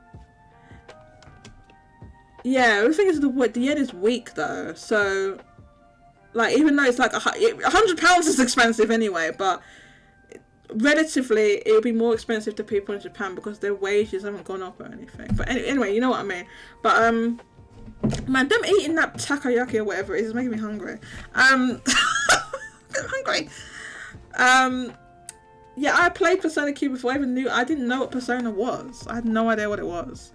But yeah, it kind of spoils things for, you know, those games, the original games. So if you play it, which I had no idea, but I would say play it anyway because it's like new characters and a completely different story that's not connected with the, you know, original games. So you still play it, and it's really good. Actually, I yes, for £37. I got it for £37. God Lord, that was a hassle getting that game. I took it, Jago, like.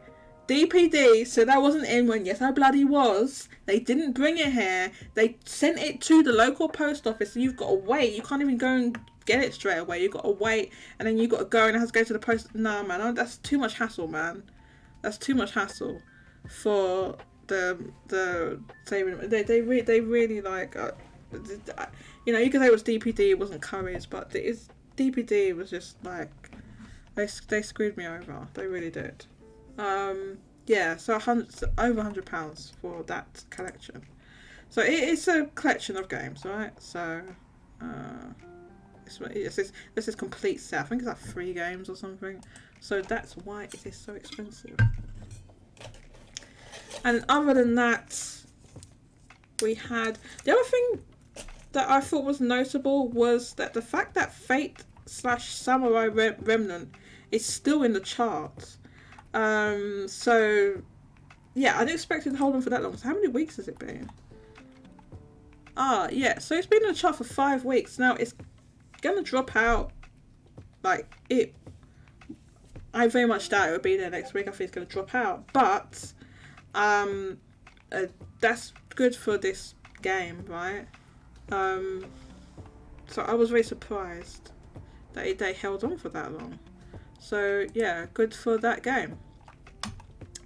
And other than that, there's not really anything else that much notable. EA Sports held on at the bottom. I thought EA Sports would drop out this week. PS5 version after the Switch. Yeah, the Switch version is still there. But I didn't. But the reason it held on was because just the bar to enter the chart was much lower this week.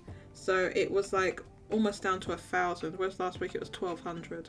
So I think it would have dropped out if everything else hadn't have fell down. So that's it for the software. So Red Hood said, I was looking at the Persona Q gifts and got clips of the game, and man, I wish I had those games. Oh god, I'm getting this. Listen, that fraudulent ass company is never going to port those games. Those games are stuck on the goddamn 3DS forever. All those 3DS games are stuck there. They're so goddamn fraudulent. They won't port them. And the goddamn, what do you call it? The Etrian Odyssey one that they ported that wasn't the 3DS versions, the new whatever versions. That was the DS versions that they ported. Those are the DS versions, because people said that at the time. And I said, oh, what is it really? They said, no, it's like the content's really, really different. And it's a DS version, so that means they haven't technically ported a 3DS game at all. 3DS games have been ported before, but not by, what's that new one that's coming out? Or didn't they do Alliance Alive or so? Someone's porting Alliance Alive? That's a 3DS game. Who put up the who do you think? Red Hood, obviously. Look at Red Hood's fraudulent avatar. I wish I had those games as well ported. Red Hood, they're very good. Well, I assume the second one's good. The first one's good. It's like Etrian Odyssey, but Persona, basically. And I enjoyed the story. Listen, that game, I didn't think I was like, whatever. The story's actually really good. It was surprisingly good. And the battle music is peak. I'm sorry about that. People listen. I don't care what anyone says. The battle music for Persona Q is better than the battle music for Persona 4. It is. It just is, alright? It is. It's better. I'm not even discussing. In fact, I really want to play that. If anything, the music's so hype. I can't really. Should I play it? I've got a war against hype music. The music for Persona Q is so good. Oh, screw it. I'm gonna find it. I'm banning. You're banning me. This is the reason I have not modded you. This is the reason I've not modded you, Jacob. I know if I mod you, you're gonna start posting Sonic music. You're gonna start posting Sonic music. I know you are. That's why I haven't modded you, Jago.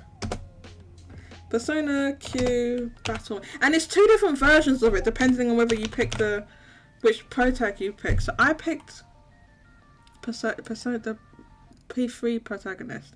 Alright? I'm sorry, but this song it's so good. It's a banger. One second, I'm gonna get a drink and come back. I'll leave you with this music.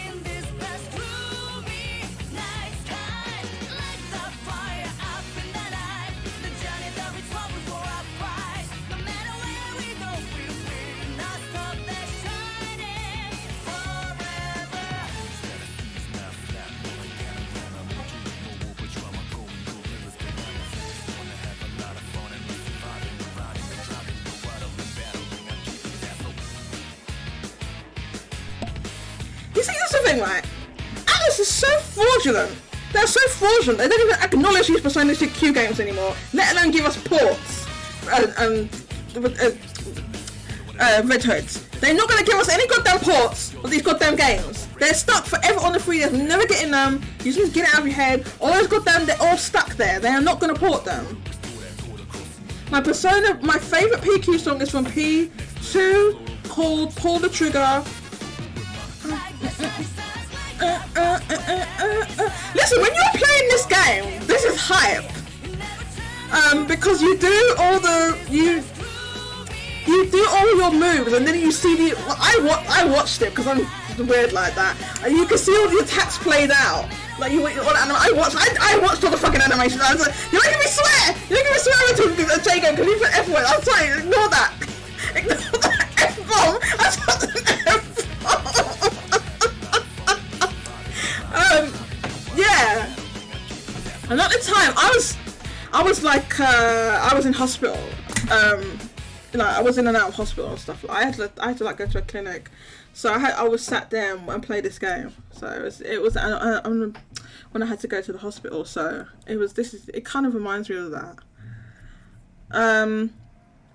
Anyway, that one was good. What was the one you said? I've never heard it. Persona Q2. What's it called again? So you've listened to all the soundtracks, so you haven't played the games, Red Hood? What's it? What's the what did you say it was again? Persona Q2. Pull the trigger. Okay, I'll find it. Pull the trigger. This.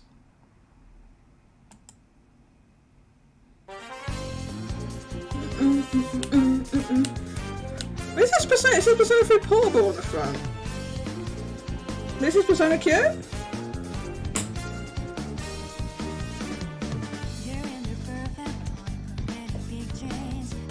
No, Richard, you just forget. Listen. I don't know why people are hoping like, oh, you know, if I listen and they do that, I'm like, you've lost your mind. Like, they shout out to David Cast JRPGs, right? For years and years, like, it's been like at least 2 years he's been saying, oh, you know, Atlas, they're gonna make parts of, what's it called again? Digital Devil Saga. He's been not even two solid years he's been saying that. He's like, no, it's an easy port because they've got the models and it's the same engine as SMT3. Oh, they're gonna do it. And have they done it? No, they haven't. They haven't. Even when it's easy, they don't do it. So they ain't doing no goddamn 3DS games because 3DS games are kind of difficult to like port and stuff. They're not easy to port. What's that? Why are you a gif of a piece of meat? What's that supposed to mean? What does that mean? What is that piece of meat?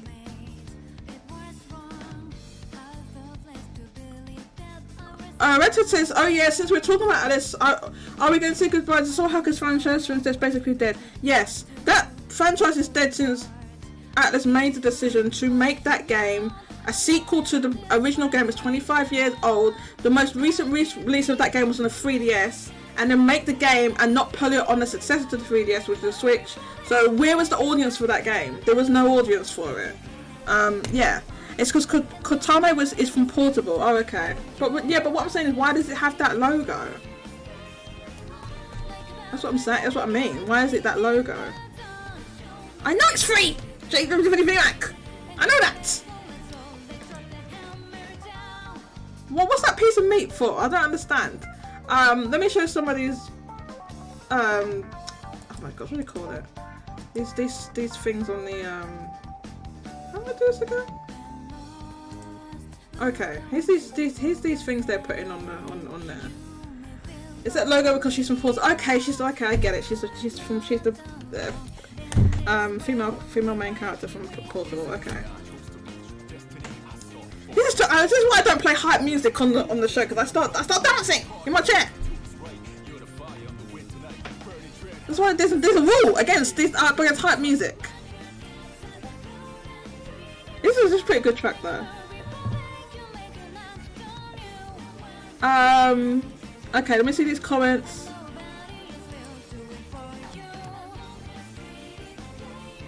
Does I feel like it? What is this popcorn thing? What's that supposed to mean? That's free for the logo. Red Hood, but my reason I didn't play Pre-Q and P1 is because I never had any portable gaming console growing up. Okay, but what's stopping you playing it now? That's okay, you didn't grow up with it. I didn't grow up with a lot of consoles and I've gone back and played games. I don't understand why that would stop you, Red Hood.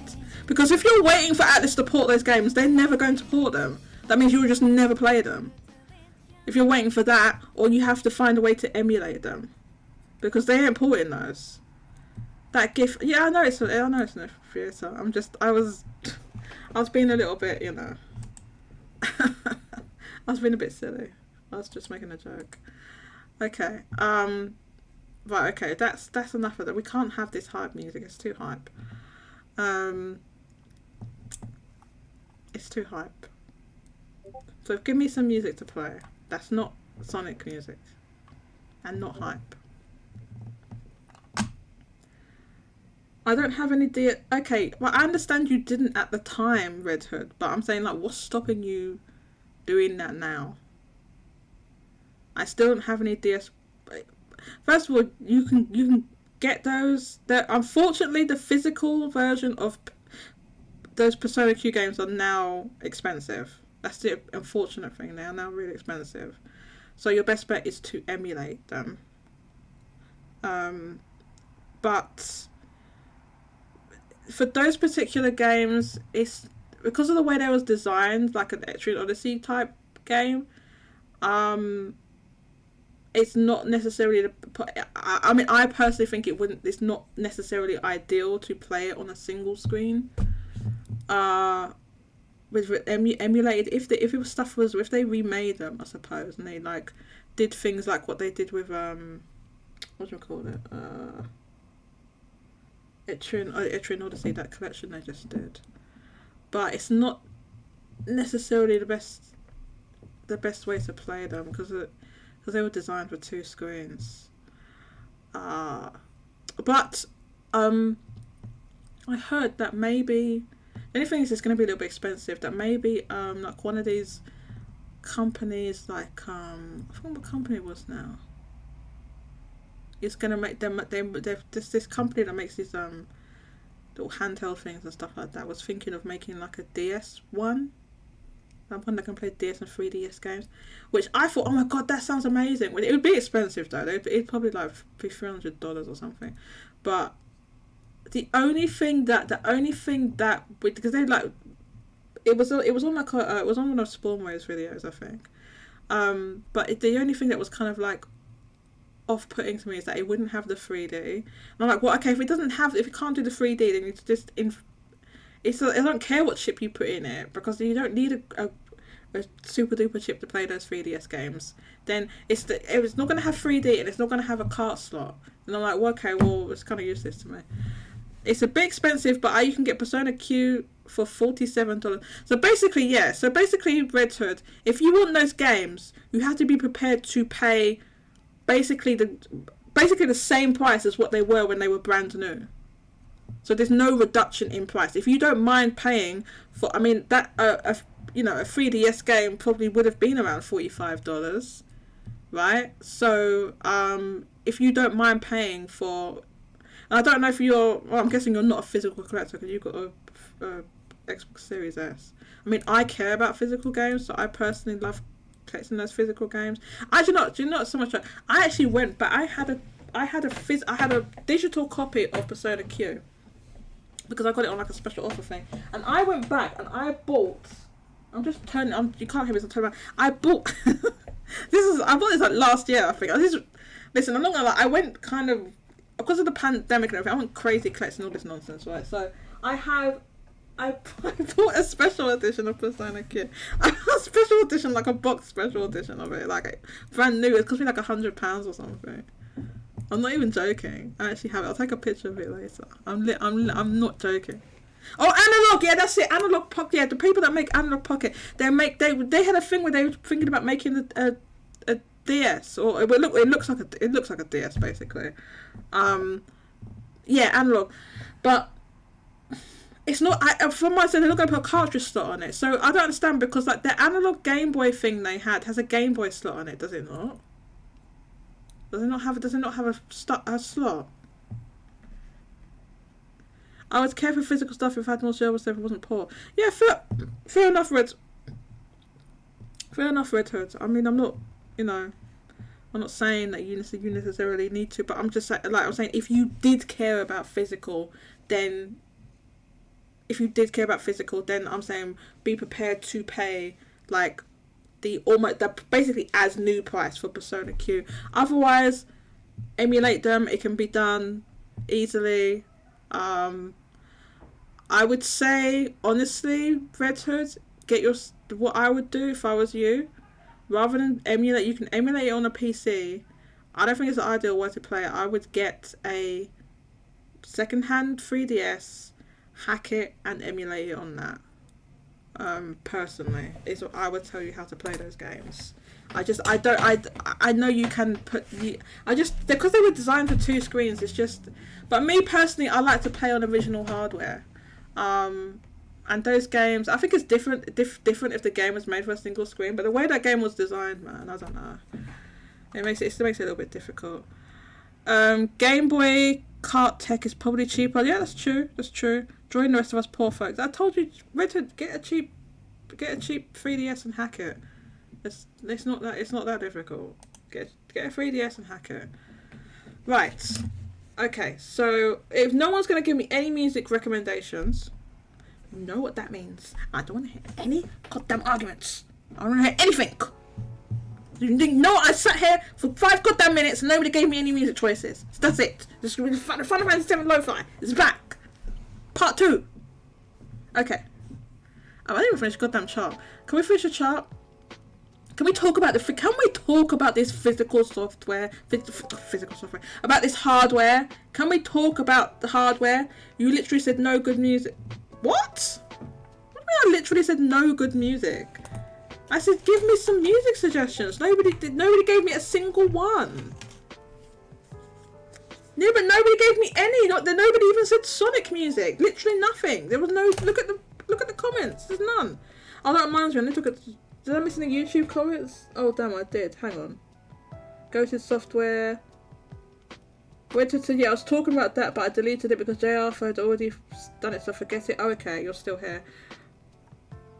Timo says I remember playing Tetris on the Game Boy. Yes, let's go! I had Tetris on the Game Boy as well.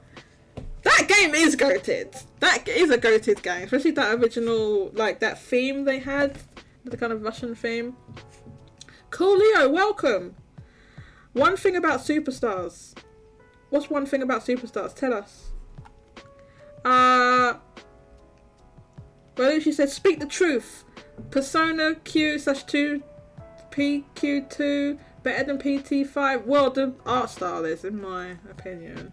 I mean, I understand why. So, like, basically with Persona 5T, like, the characters are kind of like more animated. They're doing all these they're way more animated. They have to be doing all these battle attacks, animated battles attacks. Whereas the chibi, I understand the chibi characters, they had short limbs, right? In Persona Q, so because they're not moving around as much. Basically, you see them mostly standing still when they're talking, and then in the battle animation, they're not like crazy doing that much animation, and it's like. It's actually the battle is actually in first person until you execute your attacks, and then you see them all attack. You see them all play out the animations, and it's really cool actually the way they did it, because it kind of like shifts from the enemy to your party and keeps like shifting like that, and you see them do the things, and then sometimes you see the like the personas jumping. Hey, hi Claudio. Yeah, so and the battle, okay, I haven't had the Persona Q2 ones, but the Persona Q, it's better than the battle theme in Persona 4, so it is. Like, overall, I think the soundtrack overall in Persona 4, that there's some better tracks than Persona Q, but the battle music in Persona Q is better, in my opinion. JT says, hold up, let her cook, might be right. Let me cook about what? Okay, this slaps. Alright, well, okay, I was talking about the battle music. Yeah, it does slap. Well, she said, which is wild since Atlas ported. Yeah, but Etrian, no, listen. Etrian Odyssey wasn't the one they ported. They didn't port the 3DS version. They ported the DS versions. The DS versions. That means they've never done like something with the 3DS architecture. They've never ported something with that architecture. So people saying, oh, because they ported the DS. Those games, that it means they can do these 3DS games. They can, yes, but it's not Oh, DS, still covering the stream. Oh, it's okay. So I was still talking about. I hadn't. Yeah, but okay. I'll move it. Thank you. Let me do this. There we go. We can't really see anything. I'm not really looking at anything. So yeah. I lost my train of thought now. What was I saying? What the hell? What was I just then? Oh yeah, that they have. Yeah, they're not gonna, because they haven't done it yet. They technically haven't ported any 3DS games. So people are desperate for a lot of Atlas games to be ported from old consoles. Like there's countless. Oh my god, there's countless ones that are stuck on old consoles. Ones they've never translated as well. Like we've never had SMT2. SMT2 there's never been an official. Am I right? SMT2 has never had an official English version. And all those SMTs, there's tons of SMT spin-offs where they've never, like, there's like, if you look at all the Mega 10 games, like every single one of them is over 100. Over 100. And not even half of those are in English. So, yeah. So I think people want the 3DS games because they're relatively recent. And there's like some really high quality games like that are on that's stuck on there, and Nintendo just shut down the goddamn. Don't even get me started on. I'm not getting started on that. But basically, there's no way to legally get those games digitally. But like I said, if you want to, get a 3DS and hack it, okay, Redhead, get a 3DS. You get it cheaply, get a 3DS and hack it. That is what I would do if you want to play it the best way. You can emulate. You've got a PC, you can emulate it. But it's not necessarily what I personally would do. Let's play it. Rolo, she says, Pull the Trigger is one of my favourite from PQ too. Yeah. There you go, Discord is covering this. This is why. Yeah, SMT4. Yeah, SMT4 is unobtainable in Europe because we never got a physical release of SMT4 in Europe. We did. Listen, we got a physical release of SMT4 Apocalypse, which to this day, I still don't own because it costs a goddamn fortune, and I'm still mad about it right now. I'm mad. That game is like £200 now. I don't cross. Anyway, it's £200. I think I got okay. So I imported a copy. Listen, I imported a Japanese copy of SMT4. It cost me like £10. Listen, I'm not even joking, Jago, no joke. It was like £10 including delivery from Japan, and I don't even know how it was that cheap. And when it arrived, this is the thing that's wild. When it arrived, because it was a used copy, it was in pristine condition. It was pristine. Had all the inserts, it looked brand new. It was wild because I also imported an American copy, and that one came, and it was like the special edition from the US one, right? The box was bashed up and everything, and I was like, oh god, okay, this is more bashed up than I thought it was gonna be. Yeah, it was really cheap. I think you can still get SMT4, the Japanese ones, cheaper. Also, because I was like, this is wild. Like, well, how come this Japanese copy is so, like, it looks brand new. But yeah, there's just like a lot more games that are in a lot better condition in Japan. People tend to keep them a bit better, and they're like a lot of the older games and retro games are cheaper in Japan. I think the prices are going up now, but they're like, if you get the equivalent game from like a Western version to the Japanese ones are usually cheaper. So if you want those copies, like if you're just a collector, because I was just collecting it, right, and I saw it on eBay for £10, I was like, okay, yeah, I'm gonna get pay £10 to get a copy of SMT4 from Japan, right? So yeah, I did it, and it just came in excellent condition. But yeah, obviously you can't really play it unless you speak Japanese, because there's no English on it. Because listen, they're fraudulent. Don't put English on the goddamn Japanese versions of games. That's why when I imported Persona 4, whatever you would call it, what's it called again? I wanted a physical copy of Persona 4 Arena, the fighting one. So I just wanted a physical copy. I imported that. There's no goddamn English on that copy. There's no English on it. So yeah. Roland, she says, I finally beat that final Hellspawn. Oh, you beat it? I lost more lives than I care to admit. I got the 3 purple coins and gold flagpole, so I don't have to play again. Congratulations! Yay! Isn't there a little thing I can play? Is there a sound effect? Wait, hold up. Is there a sound effect in here? Wait, hold up, what is it? Oh. Well, that was crap. Oh, that's all I have. Oh, I should add in my own, Can you even hear this? Can you hear that? Can you hear that? I have no idea. You should be able to hear it, right? I should add in my own sound effects to this thing. Oh, you can't hear it! Any reason you still have to... What the hell? Dank meme center! You see what this dank meme center is coming to into my thing and said. Is there any reason you still have the same mid lo-fi on screen? I'll give you mid lo-fi dank meme center. You've got mid avatar. How about that? Why do you have Funky Kong on your goddamn avatar? Your profile picture. Who cares about Funky Kong? No one. Yes, I'm very much dead. Thank you very much. You're very much dead. Funky Kong is the man. Is he a man? I think he's a gorilla. Redhead said, I'm still waiting to see if Atlas is going to do oh god. It's going to do let me tell you something now. If they do, I swear to God, if Atlas does FemC DLC for Persona 3, I'm going to freak out.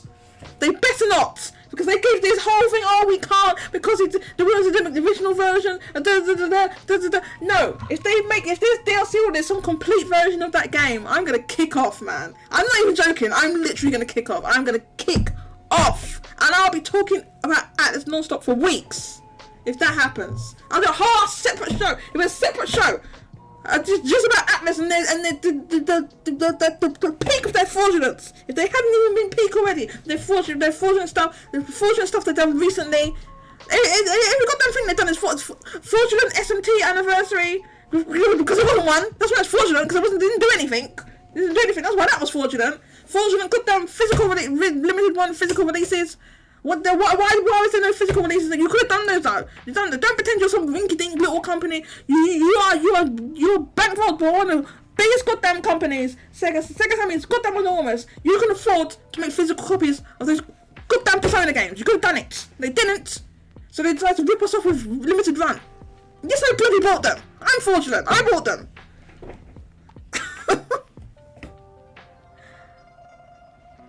Redhead says, wait a minute, hang on. Dank Meme Center says FF7 overrated installment. Well, okay, you can say that. I probably agree with you. I think FF7 is overrated. I played it. I was like, it's alright. I mean, the original. I was like, yeah, it's alright. Playing a PS1 game in like 2022. I think I played it. Was it last year or the year before? Is like, yes. But personally, I enjoy retro games. So I liked the game. I was just confused. The story confused the hell out of me. I was just like, I don't understand. Why is Sephiroth shirtless? I mean, I'm here for it, but why is he shirtless right now? That's what it was like. Why is he shirtless? I was like, he's shirtless. There's no explanation for this. And then Cloud is like, he's lost his memory, or then Zack, and I don't understand none of that. I don't understand what was the whole thing, and there's a soldier, and they're making these soldiers, growing clones, or whatever the F it is. I don't even know what I couldn't make heads or tails of that goddamn story.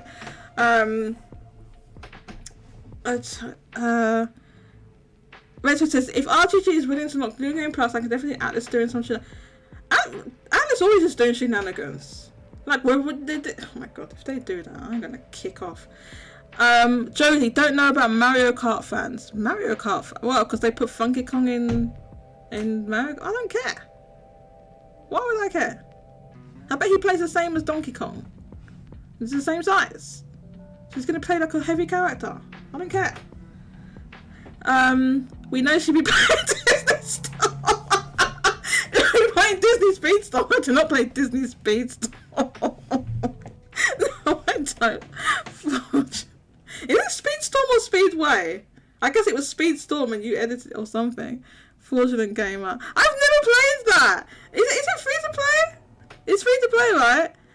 I don't know. I found the mix of characters a little bit like disconcerting because they have like, I don't know, when Disney does a thing where they mix up the characters, I always find it disconcerting. I feel like they don't gel well for some reason. That's why, like, for me, Kingdom Hearts is a little bit. It's like, well, why is like it like you go into the Pirates of the Caribbean and then also there's Frozen? It doesn't make any sense. I don't know. It kind of works in Smash Brothers, I guess, for some reason, but like when it's like things that are actual, like they've been films and stuff, it doesn't work. I can't explain it. It doesn't seem to work as well. If FemC DLC does happen, I want to join in that discussion. Join in the discussion now. I'm stopping you being on the show right now, Red Hood. You're fraudulent. You be on the show right now, but where's my guest? Why is no one on the goddamn show with me? What's that shirtless Sephiroth count? Well, that's the first time I've ever mentioned it today. 2 or 3. It's not 2 or 3! Kingdom Hearts works because each IP is in its own world. I know that, but it's like they're still all in the same game. Okay, I'm not a... Now it's 4. 4 what? Kingdom Hearts 4? That's not out yet. We don't know what's in there.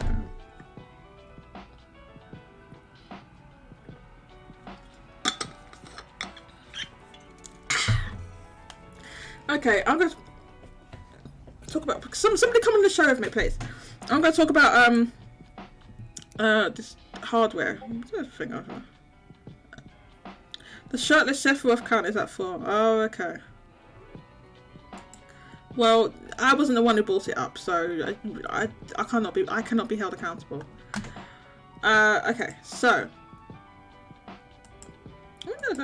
okay, so the hardware. Wait, this isn't the hardware. Where's the hardware? Okay, this is the hardware. Okay, what is happening here? No, you did. I did what? I will try to join, but if I can't, I apologise. No worries, I appreciate the effort. Jago says, laugh my effing ass off. You brought him up. I did not bring up this! You brought him up! You all started talking about Final Fantasy 7! Saying it's overrated! And I agree, it is overrated! But maybe because I just didn't grow up with that game. I understand. I didn't grow up with Final Fantasy 7, so I played it and I was like, yeah, it's alright. I liked the music in the game, and I liked some of the characters, but the story, to me, it didn't make any sense. Maybe other people played that game and the story made sense. I just couldn't make out the story. I'm just like, this doesn't make any sense. No one was talking about Sephiroth being shirtless. You did. Look, alright? Look. Jago. Somebody bought a Final Fantasy 7. That's what happened. That's what happened. I was describing the game. He's shirtless in the game. How can I describe the game without including the fact that he gets shirtless for no reason? There's just no reason for him to be shirtless. He just has no shirt on. He has a shirt on the whole game. All of a sudden, there's no shirt. Why? Where did the shirt go? Where's your shirt? It's not me. I didn't make that goddamn game. Whose decision was it to even be shirtless? Exactly, that's my case. Right, so this hardware was kind of incredible this week because of the is that a word? Destock, or the no stock of PS5s. There's no stock of PlayStation 5s because it's been not destocked, like it's not being restocked. The old model is not being restocked. So because the old model is not being restocked, because Sony wants to sell the new one, but the new one's not out until the 10th of this month, 10th of November. So it's another week from now. So therefore, the old model sold out. So there's hardly any PlayStation 5s in the chart. So that's the long and short of it. What it meant was that the Xbox Series consoles outsold the PlayStation 5 consoles.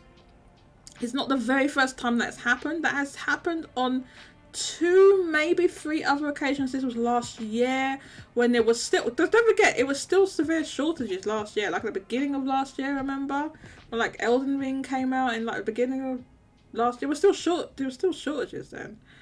So there were a couple of occasions when Xbox did outsell the PlayStation in Japan. So the Switch had 66,000, slightly up on last week. Would you think it wouldn't be because Mario Wonder... Wait, when did Mario Wonder come out again? Was it last week or the week before? It was last week. It was last week. Yeah, so it came out last week. So you'd think maybe it'd be higher last, but I don't know. Anyway, it's higher this week. I think because maybe there's a few more OLEDs sold or something. So, so Xbox Series, as I said, is almost all Series X, which is interesting as well because the past couple of weeks it's been Series X that has sold a lot more. Usually it's the Series S that sold more, although like, so total Series, you can see total Series S has outsold Series X, but not maybe as much as you'd think it would be. So the Series X total sales is 200, well, basically 230,000, and the Series S is 290,000. So more, maybe you'd think it'd be even more than that, you know, twice as much or something like that, but it's not. So yeah, Series X. So not really sure of the reason. A lot of the time it comes down to what has Microsoft shipped there. So is what sells. If they ship like just way more Series S's, then Series S's will sell. So I think it generally goes like that. PlayStation 5. So yes, the PlayStation 5 sales. The total was 2,933. The PlayStation 5 disc version model sold 2,717 and a digital edition sold 216. PlayStation 4 sold 1,006. 3DS, why is the 3DS still being tracked? Who's buying these 3DSs? I do not know, but it sold 23. Yes, 23 in a week in the whole of Japan. Famitsu, why are you wasting time tracking this? Like, it's dead. Let it go. Let it go. It's long dead. It's been dead since 2019. Why is it still... Oh, God. Anyway. Because I'm doing chores right now. Okay, no pressure. Don't worry. I just thought that you was not doing anything. So, okay, you're doing chores. It's fine. Jago, what the hell? Jago says you're the only person that can't talk about him being shirtless. Listen. I'm sure some other people care. But that is besides the point. You don't know who's listening to this show, Jago. I'm sure other people care about him being shirtless. Yes, I'm built him being. I'm built up. All right. I am being shirtless. All right. Listen, okay. I'm just, he's looking kind of hot with the shirt off, Jago. Okay. What's wrong with you? Just not to say anything at all. Not say anything at all. Why would I not say anything? That would be more weird if I did nothing. I'm not slandering the 3DS. I'm slandering Famitsu, if anything. Why are they still tracking the 3DS? The 3DS is great. It's awesome, but it's also a console that's been out of production since like 2019, right? Or like years ago. Like, I don't understand why. Like, it's selling, the amount it's selling is negligible, basically. It's negligible. And it's been like, even this time last year, it sold 56 consoles. It's still selling strong. It's still selling strong. Get out of here. How's that strong? Bloody Joker. This time last year, it sold 56. For the year to date, the whole year to date, it sold 2,847. The entire year, Jago. Come on, man. How's 3DS the... Okay, 3DS is like... It's a good console. It's good because you can also play DS games on it. So you can play, like, everything. Do you know what... Actually, do you know what I want... What's it called? What's that company called again that made the Oh my god. I have to look at the comments now. I can't remember. Sorry, what's it called again? Not the. Oh god, what is it? That made that little handheld. Analog, yeah. The company that made the analog pocket, right? This is what I want them to make. And please make this. I've always wanted this. I want them to make a handheld, yeah, that's like 2 screens and can play Game Boy Advance, DS, and 3DS cartridges. Just make, please, you can do it. I know you can do it. You can do it. Please make that. I want that. Make that. I'd buy that. That I would buy. That can play all of them. Wouldn't that be amazing? That means you could play everything on one. All cartridges will be playable on one system.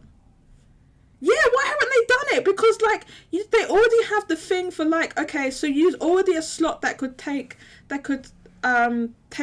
Game Boy and Game Boy Color, and then you have the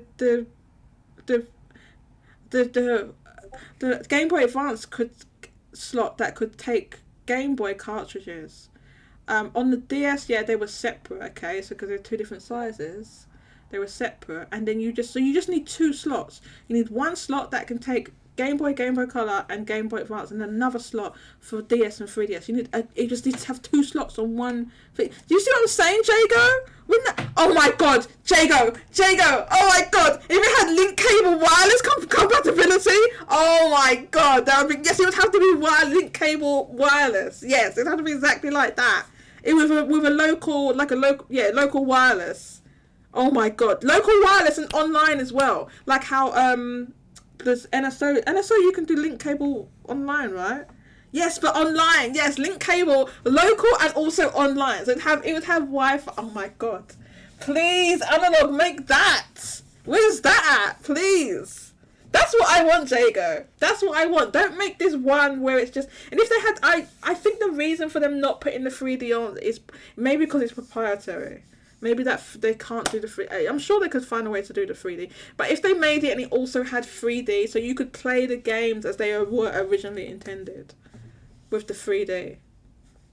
Let me tell you something. I don't care about my goddamn Back to Front. Those games that were 3D, I played the games that were 3D, I played most of the time, and this my battery was really low and I was out. I played them in 3D. I'm telling you that right now. So Persona Q and all that is in... I played it in 3D. I sat down and I played it in 3D. I didn't care. I wanted to do it. They made it in 3D. They put the 3D there. I'm looking at the 3D. And I had the new 3DS, so it had the better the better it had better 3D. But why is this music stopped? It had better 3D. Right, nobody's joining me on the show. How long have I been live? I've been on for 2 hours. Mousie's here. Hello, Mousie. Mousie, can you come on the show?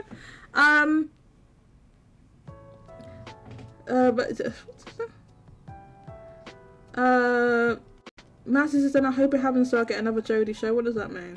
What show? Kingdom Hearts feels like a fever dream, especially the part of the Caribbean part of Kingdom Hearts 3, the realistic car. So I haven't played it, but I've seen like clips of it, and I'm like, why? It looks too realistic. It looks weird. And the way they made Kingdom Hearts 4, I mean, that goes even further. But we saw us in the real world. Why is he in the real world? It makes no sense. But if you still love Kingdom Hearts, it works in Kingdom Hearts. They explain how. No, they aren't. Don't know what you're talking about, Mousy. Mousy, can you come on the show, please? So yeah. Oh wait, hang on, you're here. How did you get in? Hang on. Are you in? Why is my thing displayed like this? Why does it look like Red Hood's in the thing? I got a few minutes. How comes I can't move you in? That's weird. Red Hood, I can't move you into the on-air thing. Like, it's not, like, my Discord is messed up.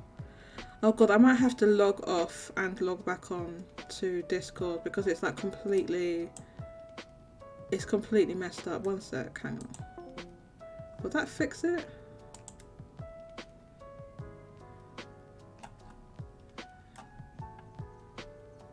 What has happened here? Alright.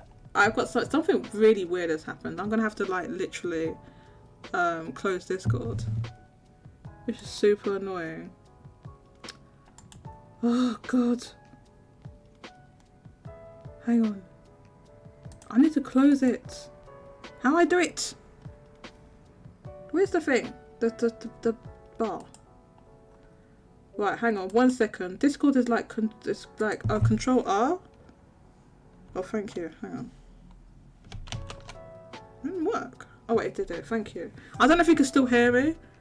You should be able to because I've just closed. Hang on, I actually don't know. Can you still hear me?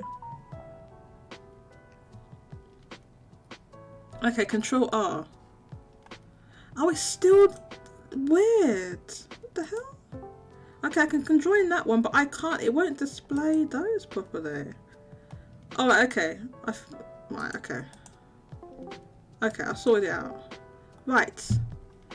Red Hood! Can you hear me? Yes. Hello, welcome. How you doing? Pretty good. Awesome, awesome. So what would you like to talk about? Well, the elephant in the room. You know, the one I was making through that game about Femc. Famitsu. Okay, well, as the time as we're talking right now, there is no Famitsu for Persona 3 Reload. Now, the thing is that Atlas is a company that the biggest Atlas stands will admit. David Cast JRPGs, he said the same thing. He said he could see them pulling a thing where, in fact, I think Spencer said it as well. Like, it's not out of the realm possibility that they would make DLC for this game, right? Even if it wasn't FemC, if they made like any like new DLC, I know they're putting like skins or whatever it is in here. Oh yeah, they have overpowered personas like they did with Royal. Right, well that's fortunate. So they've done that, but like if they put like actual story stuff, like that was the stuff that's missing, that the reason people wanted a remake of Persona 3 Reload because they wanted a definitive edition, a definitive version of the game, which they haven't done. Yeah. The answer, or is it known in Japan, episode IGES or IGES really? I guess, yeah, episode I guess. So that's not at the times we're speaking. We're not saying that they exist, but it's not. It's like you wouldn't put it past Atlas to do that. So that's what. Oh no. Yeah. I'm just like I won't pass them if they decide. Well, Final Fantasy VII Remake was popular. Let's do that for Reload. If you don't catch my drift.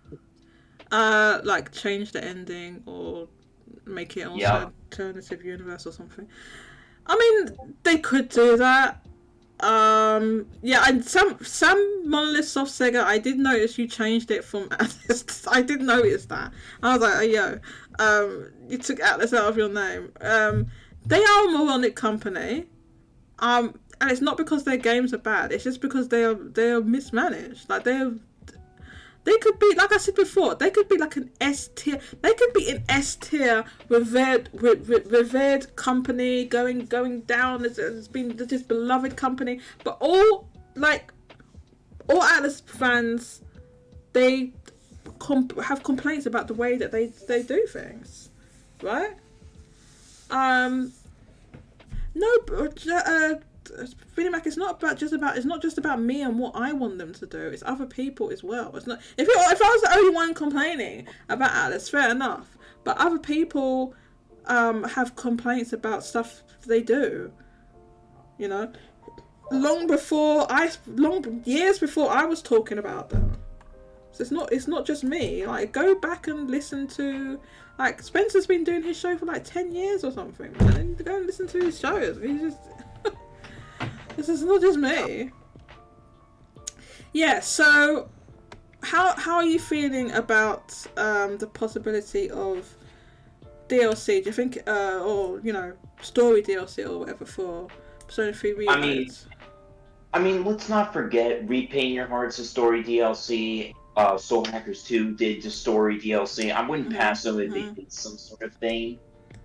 The only story DLC I don't believe they're going to even attempt, or maybe just like a little neat reference, is the answer.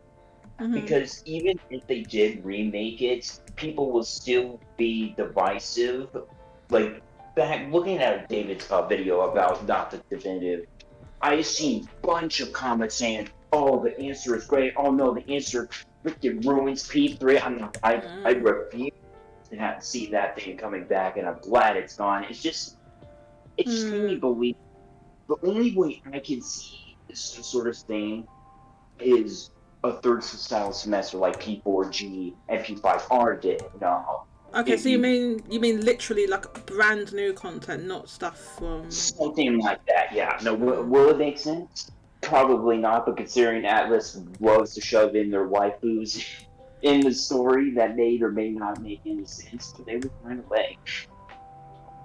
Okay, so if they did that, first of all, I mean, it goes without saying that would be fortunate if they did that. The other thing is that, like, their kind of reasoning for not making a complete edition is because, it would take us so much longer, it would take all this dev time or whatever. So that means if they've got time to sit down and then make a whole new, which would be more take a lot more effort than, putting like the answer or FemC stuff in there, because that's essentially you just be remake. You're not rethinking, you're not thinking of it from scratch. It's a new story or whatever. That's more effort. So if they did that, then that would just prove them liars, and the fortunate company that I've been saying that they are. That's what that would prove. I mean, not that I need proof, because we know they're fraudulent, but yeah, I mean that would like cement their fraudulence, basically.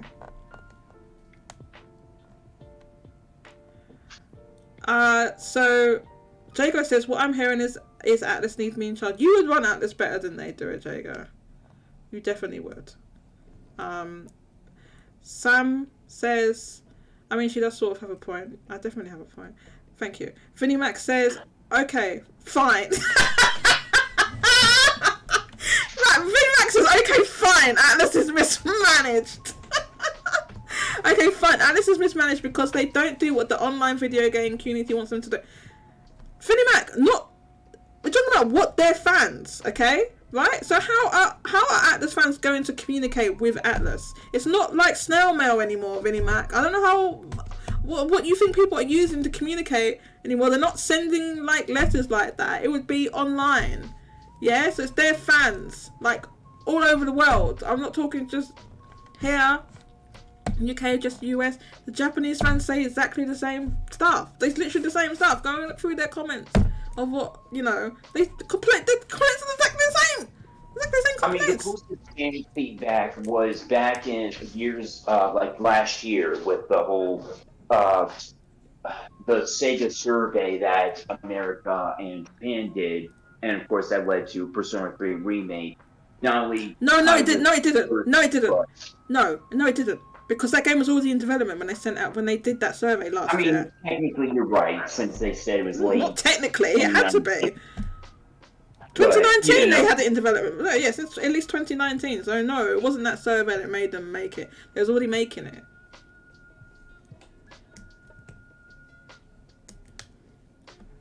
Yeah. Jago says Atlas is mismanaged because where's my Sonic RPG press? I'm gonna make that.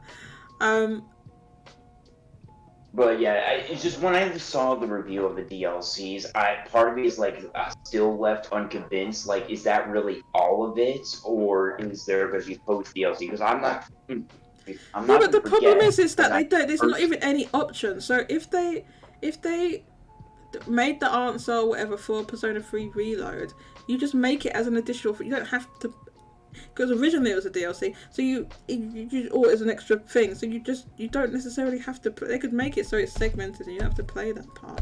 People at the devices over it, but they didn't want to do that. Now I think it would, rather than putting that in, I think it would have made more sense to do FemC. And her groups and stuff like that. Itself. Right, so I think, that's just what I personally think, right? Yeah, so, but they didn't. And will they? I don't know. They might have either they're planning DLC, or they might do it so like maybe if the game's more successful the DLC, but I don't think so. I feel like they've either planned it or they haven't. They've planned to do it or they haven't. Yeah. That's my feeling, because I feel like that a lot of their DLCs are like that. Like they was already going to do it. Yeah. But I mean, that's just my opinion. Yeah, that's the reason why I think that mindset. When I first looked at the Persona 5 DLC list, the amount of not only just costumes and overpowered DLCs alone makes me just like left unconvinced. Like I could totally see them just like, oh, here's dancing costumes, there's the arena costumes, here's like 7 more overpowered personas. I mean, hell, since P4G music track is locked behind pre-order, and if you don't pre-order the game, it's locked forever. I can totally see them doing music pack, you know? Yeah. So exactly. That's why I'm a little left unconvinced. But I mean, if RGG is willing to unlock New Game Plus again, but yeah. Sam says Atlas mismanaged. They won't make Persona 2 despite the fact it would sell 4 copies. They won't do it. Well, Persona 2 is not only a different gameplay in different instances, and of course, considering since this is live stream, cannot say his name or stuff, but that he's gonna have to be removed. Otherwise, a lot of people, Twitter or whatnot, are gonna have a hissy fit if he's still kept. I mean, I'll appreciate the balls if they still kept him and the arch from Innocent Sin, and I think a little bit of punishment, but who knows? I mean, I feel like the fact that we don't have Persona 1 or 2, I mean, like, good lord, they remade Persona 3.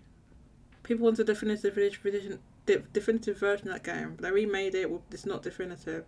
Like, and then they wouldn't bring back the games that were probably more in need of a remake, like an actual remake where you maybe change some stuff or make it modernize it a bit. They were more in need of remakes and they didn't do it.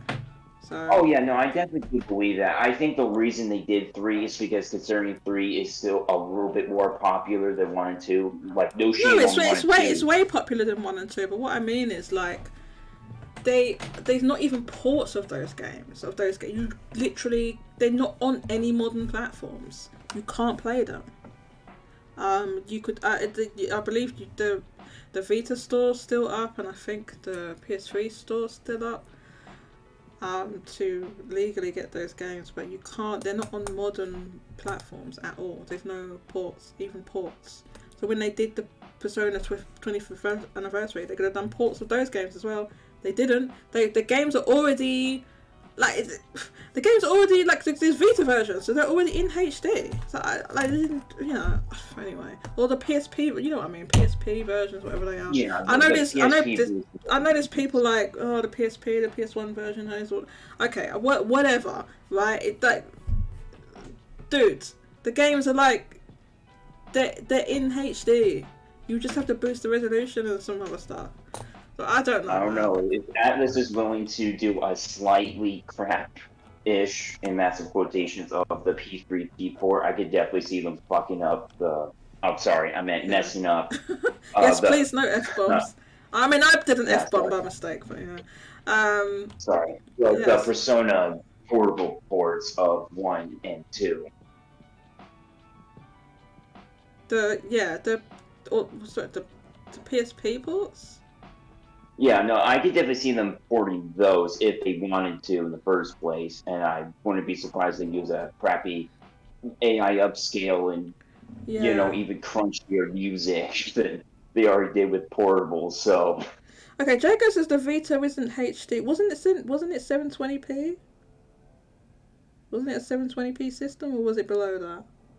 Sorry, I thought it was like 720p. If it's not, then okay, I'm wrong about that. So, it's 544p. Okay, I was wrong about it. Near HD. Okay, so it was near HD. So, it wouldn't be a crazy. I don't think it'd be a crazy amount of work to get those versions in a higher resolution. It probably, it's not no work. Obviously, it would Yeah, the original had an OLED display. It's a very nice display. It's not no work, but you know, they don't have to start from the original versions. Yeah. So Vinnie Max says Atlas is mismanaged because my wife and kids left me.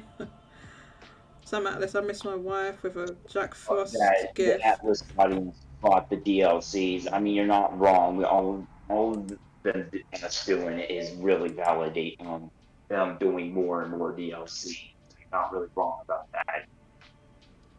Yeah, so they've been doing this DLC like ever since you could do DLCs. Basically, they've been doing this. I believe I think the first time they did was Shigami Tensei 4, I think, or was 4 or 5. Yeah, it's got loads. It's four. Yeah, 4 has got loads of DLC. It's got some of it's like a lot of it's like useless DLC as well. Like, you know, these little money boosting things or overpowered demons and stuff like that. Freddie Max says, why would be creating DLC based on fan feedback fraudulent? And you said defraudulent, which is the opposite, but the reason it's fraudulent, fraudulent, Freddie Mac, is because people wanted it in the base game, not as paid DLC. Go ahead, Witters. Yeah, before I have to go, I wanted to give my short thoughts on the Soul Hackers 2, since of course David talking about that. They're married. Why are we bringing it? Okay. What do you want to say? I mean, I'm not really surprised, given that I thought the game was average the time I played, and it is a shame they didn't want to at least attempt to do, continue the franchise to do a much better sequel with a little bit more interesting, stuff. But in the end, I'm just not surprised. Maybe if they, port it for Switch, made the game a bit cheaper, say, hey, look, this isn't going to be like a $60, hell yeah, this is going to be like Persona 5 Royal levels or Shigami Tensei, what I think 5 came up before Soul Hackers 2 or whatever. I think the game would have fared a lot more better, and maybe ease on the DLC, maybe just wait before going. The DLC was kind of wild for that game, wasn't it? Didn't they have like story DLC or day one? Yeah. They even for the Fan Thieves costumes for the pre-order digital bonus. So if you didn't pre-order that, not only you lose a bonus accessory from it, and the costumes forever. So there's no way of buying those costumes separately? Nope, only the. Oh my god, I am trying so hard not to swear. This fraudulent topic. No, I know. Why do you keep adding this fraudulent? Why do you got added? You trying to tell me it's not fraudulent? What they just did right there? And that's just one thing. That's just one thing. It's not even It's not even one of the most egregious things they've done. The DLC that they do, and this is Sega as a whole, as Redwood said with Like a Dragon and everything. It's Sega as a whole. Their DLC practices are not good. The way they do the DLC is like really, really not good. With all they do the deluxe versions where you get it early and all this type of thing. So this is Sega as a whole that does that. Not even just Atlas, and it's not good, in my opinion. But anyway, I gotta go. My break's over. Gotta do more chores. But I'll still listen to the live stream though. It's fun to talk to you. Thank you so much for joining me, Red Toots, and enjoy your chores, I guess. Yeah. So see you. Bye. Okay. Yeah, so Jago says exactly in response to Vinnie Mac, fan feedback wanted that content in the initial remake and they knew that. Yeah, so that's the thing. They knew that. It's not like they didn't know that, Vinnie Mac. They knew. J Alpha says, I emailed Atlas during the 3DS. Did you? About the release times. You didn't. Stagger release for Etrian Odds 5 and they did. Hang on, they did respond or didn't respond? They did respond. What did they say? Or they didn't, or do you mean they didn't? What did they say then? Vinnie Max says it doesn't matter if you already got the content you're looking for, that stuff could be possible with DLC. Oh my god! And that cancels the issue. Vinnie Mac, please stop capping for Atlas. Why would that cancel the issue, man? That's fraudulent. If they did that, that would be extremely fraudulent, because they've said that the reasons they've given for them not doing that content is because, one, they said, oh, we want to keep it like the original release, but okay, they've changed things and added some stuff from the other versions, but okay, whatever. And it's like, oh, well, it would take too long, you know. So if they then turn around and then do that, then like they put it, like I said, it probably means they were going to do it all along. And if they do it as like a paid DLC, that's like fraudulent. Vinnie Mac, I don't know how you can't feel that that's fraudulent. Jago said that's a problem. Nickel and Dime, exactly. They're all. Don't forget the Atlas audience are like hardcore. Like you're nickel and diming that audience. It's not good. You're fans basically. Modern Sega / Atlas for you, says Sam. Locking unnecessary content behind the paywall, or unnecessarily locking content behind the paywall. That's the way I'd phrase it. Jago says, well, the Atlas audiences that fought for buying into this DLC practices, what is that too? Despite complaining because Sega tried it with Sonic and the audience said no. What did they? With what? With what game? What was that? And now they don't do it as much. Oh, is that right? Okay. J. Arthur says, they told me they did not have the Western release nailed yet. Okay. Ah. Interesting. So what did you ask them? You asked them about it during Odyssey 5. Okay. Well, they did release it eventually. Sonic Forces, they wanted us to play as Super Sonic. Huh? So then what happened? The Sonic social media just got obliterated? Is that what happened? When they get to try and buy a Super... Oh, they made it free indefinitely. Oh, okay, so Sonic fans fought back. Yeah, okay. Well, the Atlas fans are just pushovers, and they're just like, Atlas, please give us more. I'm giving him money. Here, money. That's what, yes. That's exactly what happens. Okay, let me... Oh my god. Okay, well, I need to quit because I have to end the show. I didn't get onto the topics, basically. Let me close this thing. Okay, 1 second. Okay, so I'm not going to go for much longer. Because, quite frankly, I'm tired. They explain how Sega... Okay, why is the music stopped? Music, why stop? Okay, so let's quickly get on to Sega. So, oh my god, this is blinding my eyes. Okay, so this is okay, so Sega put this interview on their own website, right? So I have it here. It's here. I have it here. So Sega says it wants Sonic to surpass Mario. Alright, so in an interview posted on its website, Sega executive director and it's a typo. And okay, there's a typo. Sega executive director Osamu Ohashi was asked about how Sonic would be developed in the future.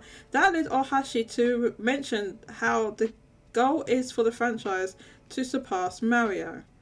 He pointed out how Sega respects Mario, but never actually achieves the goal of surpassing him. Not only does the company want Sonic to be played worldwide, but also for movies to do better and for Sonic to be featured at Universal Studios. So, the first thing to say is, what does he mean by surpass Mario? Does he mean in terms of sales, sell more than Mario?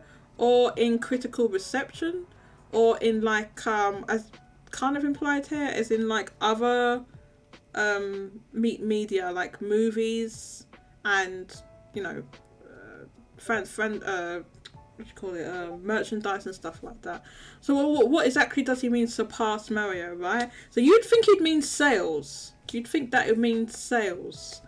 That's the first thing I thought. Okay, maybe you mean sales, or maybe just like, or in critical reception. So not sure. Now, here they've used a Google Translate of that. So what we're going to do is, because they used Nintendo everything cheaped out and used Google Translate. I swear they normally have their own translators, but anyway, nevertheless, we're going to use Deep L. So we're going to look on this thing and find where he said that, which I think it was this question right here. So we're going to highlight it. We're going to highlight that, like that, and then we're going to hit this button here. So it says, the question, how do you plan to grow Sonic in the future? I don't know if you probably can't all see that, so I'll open it on here. Okay, oh, get rid of this. What is this? Question, how do you plan to develop Sonic in the future? Ohashi, quite simply, I want to surpass Mario. Sonic was originally developed to compete with Mario, and we still haven't achieved that. Because we respect Mario, our goal is to catch up and surpass him. So catch up and surpass. We want the game to be played all over the world, including Japan, like Mario. And we want the film to be a bigger hit than... I'm laughing because... The reason I'm laughing was because it film grows like $1 billion. I don't know about all that. It's a bigger hit than Mario, and we want Universal Studios Japan to build a Sonic area. That's our goal as Sonic lovers. So, I think this is good goals to. I think it's good to aim high, right? So I'm not going to, say that they shouldn't be aiming. They should be aiming. They should be aiming for the stars. Like for your franchise, you should want to achieve all stuff. I am a little bit surprised that they voiced this all in an interview and posted it on their own website, because I'm sure developers say this stuff internally inside their studio and all the time. Of course, I'm not. That doesn't surprise me. A little bit surprised they posted it on the website, and then because I think it's because it is Sonic. You're Sonic, and you mentioned Mario. Sonic and Mario were the original two competitors, or Nintendo and Sega was the beginning of the console war that was that the companies actually kind of jabbed at each other. They don't do that now, but but the adverts were a bit like that. So yes, I'm surprised. I'm a little bit surprised that it is that Ohashi has just said all this stuff. Basically, so this comment about wanting to be all played all over the world, including Japan, is because Japan is not that hot on Sonic, and Sonic does not sell well there. As we saw with Sonic Superstars, it completely bombed. It literally bombed. Why they chose to release that when they did right next to Super Mario Wonder and Spider-Man is absolutely beyond me, but that's what they did. So if they want that to happen, don't release your game next to Mario, and don't release a 2D Sonic next to a 2D Mario. That is commercial suicide, and we saw what happened. So, and yeah, so that's why they said including Japan, because currently that's not the case in Japan, whereas Mario sells very well in Japan. And we want the film to be a bigger hit than Mario. Like I said, I think they should aim for the stars, but that I think is unlikely, just because the Mario movie grossed so crazy high. It was crazy, wasn't it? Wasn't it over $1 billion? How much did someone tell me how much the Mario movie grossed? It was over $1 billion, right? That I what did the Sonic movies gross? I don't know what the Sonic movies gross, but it wasn't $1 billion, was it? Or maybe I'm wrong. Maybe it was over $1 billion. Or I guess it wasn't, because they wouldn't say they wanted to be a bigger hit than Mario. And we want Universal Studios Japan to build a Sonic area. Well, that they need to... I mean, obviously they need to go to Universal Studios Japan and say, look, we want a Sonic area. I mean, that's how you do that. They'd have to say, we want a Sonic area. Now, could they do a Sonic area At Universal Studios Japan, yes, of course they could. It would be it's a big a bigger expense, right? So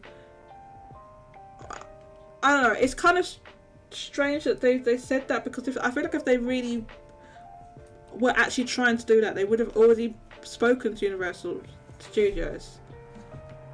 They would have, wouldn't they? I mean, you just phone them and to say, hey, yo, we want to make a Sonic area. They can make a Sonic area. You know, I don't know. The problem is with, because it says Universal Studios Japan, USJ. So I don't know. I think it wouldn't work in Universal Studios Japan because Sonic is not popular there. Now, if they made one in the States, yes, that's different. I think it could work in the States, but Universal Studios Japan would probably say no, that it wouldn't be a good. Just Sonic is just not popular like that in Japan. So I think. I mean, it says USJ here, but I mean, he probably also means like just Universal Studios in general, which would be outside of Japan. So yes, they could do that in the States, and you know, it could work there, but in Japan, not so much, in my opinion. Okay, what are your goals for Division 2? Ohashi, of course, we want to strengthen the Sonic IP, but we also want to create a team that can mass produce global hit titles that follow Sonic. We want to incorporate the know-how that has made Sonic a worldwide hit so far into a framework that can be reproduced and develop other characters into world-class IPs.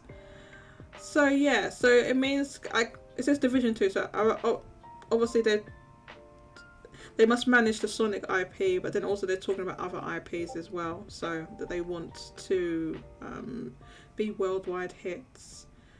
So there's no other parts of the interview. Let's take a look, and then I'll take a look and see what everyone's thoughts are. I'm just trying to pick out the bits where they actually talked about. Was it only that bit?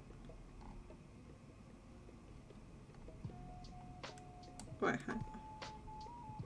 I think it was only that bit. Only that bit? Give me this thing. Where's the little button? Why is it not working? I need the button. No, I'm not logging in. You can't make me.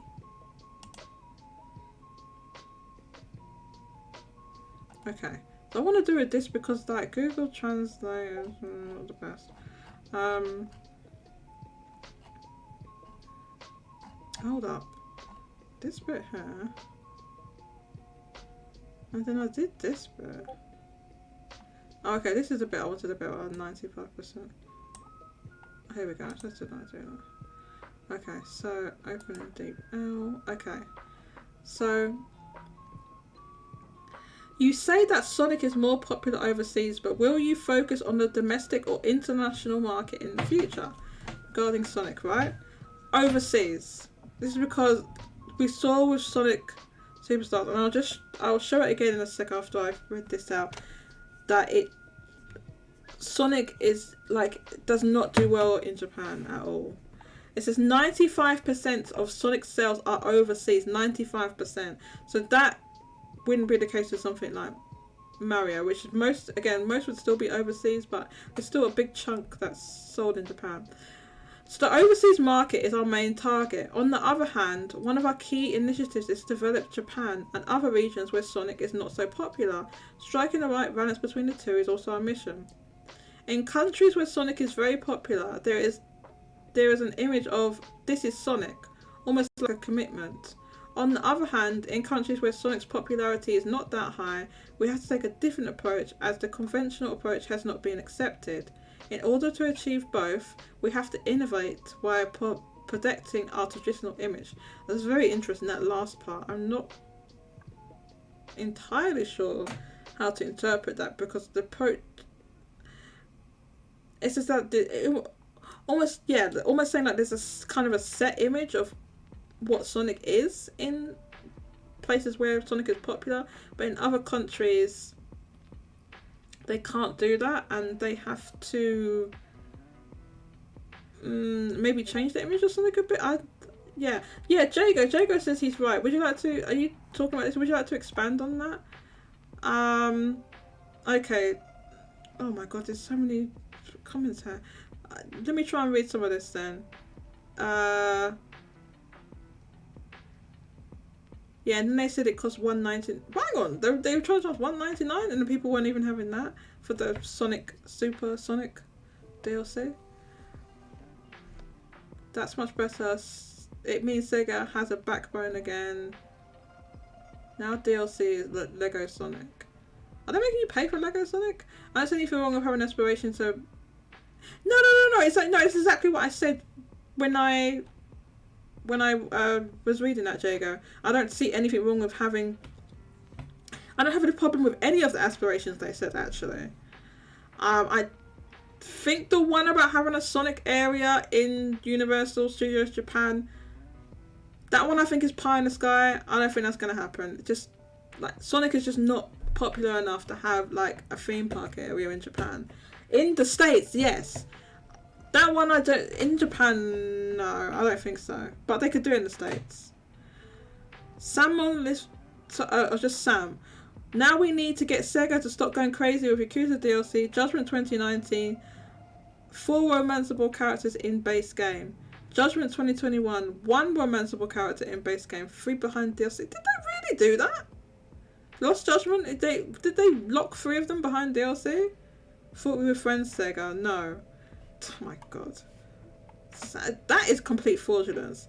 Jago says, I really hope this is a sign that Sega will actually take care in developing Sonic games now. Doubt it. Okay.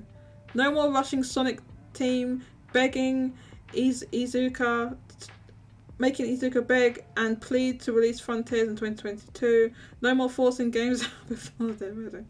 There you go. That is what they're going to do. Now, they shouldn't do that, of course.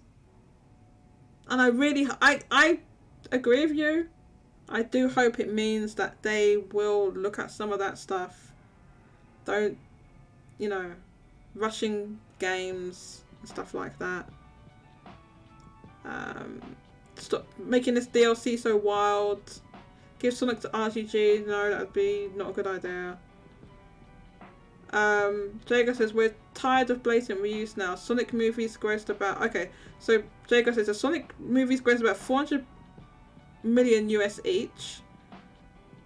Mario did 1 billion US. Okay, so I think that's not anything to sniff at. That's pretty decent, right? 400 million. Obviously Mario grossed like more than twice as much, but as I said, there's nothing wrong with... I agree, there's nothing wrong with, like, wanting them to do better. Now, personally, I think if they wanted them to do better...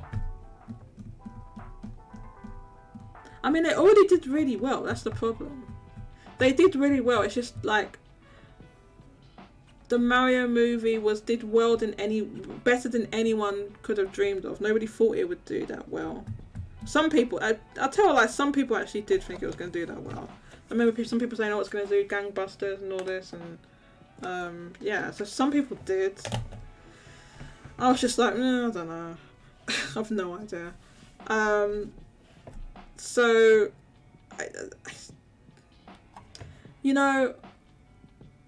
I think the thing is that the thing that might have, Jago, you can tell me whether you agree with this or not.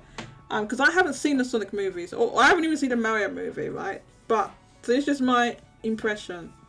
I think the thing that is limiting, and this applies, I apply this to another movie as well. I think the limiting factor with the Sonic movies is that they chose to make it like live action, basically, with an animated Sonic, with real actors, whereas the Mario movie is just entirely animated. Now it's a trade-off because a live action movie, even though they have to do a ton of post-production with doing Sonic and everything, It probably still takes less time to make than just a fully animated movie, which they spent like 5 years or something. They spent a long time on that movie. I think that's a limiting factor, and I think that's the thing that limited Detective Pikachu as well. So Detective Pikachu did okay, but I mean, people liked it, but the thing is that it was just, I think, and this is the reason why they chose to do Detective Pikachu, right? Because it's not focused on the Pokemon battles and all that. Because if you want to do like an actual thing where it's like we're animating whole Pokemon battles and all of that, it's gonna be a way more expensive game to make.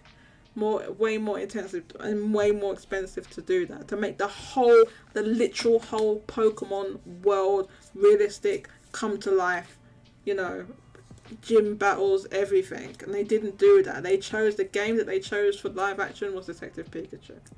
You know, I think because that one's way more focused on the story and not action. But I think that was a limiting factor. I think if they had gone down that road, hypothetically, if they had, right, we're going to make, you know, fully, you know, realised Pokemon world. Yeah, there's going to be some human actors and stuff like that, but we're going to have all these animated Pokemon, because they have to animate so many of them, right? I think a game like that would have done better if they had made that game. But they didn't. So I think that's a limiting factor. Whereas with a fully animated movie, you can run wild, because it's easier to animate things rather than try to make those things in a real world. And you can, I mean, that's just my opinion, because you had Superman movie, there was famous actors doing the voices. There's famous actors doing the voices, but they weren't on, you know, they weren't on screen, right? So, I think the visuals was what attracted people, you know. But yeah, they choose famous actors because it makes, you know, it makes them do the movies do better.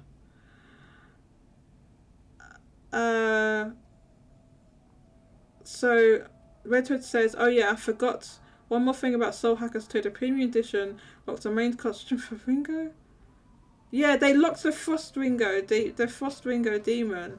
You can't buy. I know they did that, but the main costume is like fancy doing and they did full price for that game, you know, and the game flopped. It flopped. Yeah. Broche says Pikmin area greater than Sonic area. Yeah, if they did that in Japan, a Pikmin area would be more popular than a Sonic area, most likely. But I don't think a Sonic area would work in Japan. They'd be able to do it in the States, in one of the Universal Studios there. Japan, no. It just shows because Sonic's not popular enough in Japan for them to justify the money investment, and then you probably wouldn't make a lot of money back. That's the problem with what he's saying. I think if he did it in the States though, it would do well. So I guess I need to I need to see Maid Ringo now. And there she is. That's not awesome. It's not that awesome. No, it's not as cool as it sounds. It's not as good as it sounds. I don't know, what was this maid costume in aid of? Was there like a story behind the maid costume or a reason? Or what's that all about? It's called Mary Maid costume, I'm guessing. Oh, okay, that's what it is. Okay, so that's the sort of thing, like making a reference to Soul Hackers 1 and a DLC that's locked behind the premium distribution. What the hell sort of nonsense is that? Oh my god. Okay, so Jago said about the image of Sonic. He's probably right. There is a set image of Sonic in the West, don't you think? What do I think? I mean, I guess so. But the image hasn't. I mean, that image of Sonic has come from Sega. I mean, they crafted Sonic and advertised Sonic in a certain way where it was. I think they wanted Sonic to be the antithesis of Mario, to be like cool, and Mario was kind of the older franchise and character. And oh yeah, Mario's kind of square. And it was the 90s, right? Mario's square. This is the hip, cool, you know. Sonic, he goes fast. He's not just some stupid lumbering plumber. Yeah, I think it was that type. Is that, I don't know. Is that what you mean? Roach says Atlas needs to develop Sonic Persona 5. Wouldn't put it past him. Oh, I know. Jacob, why haven't you seen them? Jacob, I just haven't got. Why haven't I seen the movies? I just haven't got around to it. I'll watch them. Are they on like Netflix or something? I'll watch them. Didn't they announce Mario movie in 2015? It was pretty early. Kika says the thing limiting the Sonic movies is when the studio caters to the normies. What do you mean? When the studio... What did they put in it that was catering to normies? Because Jago agreed with you. A Pokemon game based on Pokemon Ranger is pretty cool. So, please remind me about the gameplay in Pokemon Ranger. Is that when you're looking after a Pokemon park or something like that? So Jago says they went for the wrong audience. They're going for the audience that wants original Walt Disney animated live action remakes. Hang on, I need to read that again. They went for the wrong audience. They're going for the audience that wants original Walt Disney animated live action. Okay, so anyone who's asking for those goddamn live action remakes, right? They're on something. Why? Disney, stop. I refuse to watch them. I haven't actually watched any of them. Because they all look like, to me, lame. They look lame. They look lame. They don't look good to me. They don't look good. I guess this is my opinion, but they look like lame, in my opinion.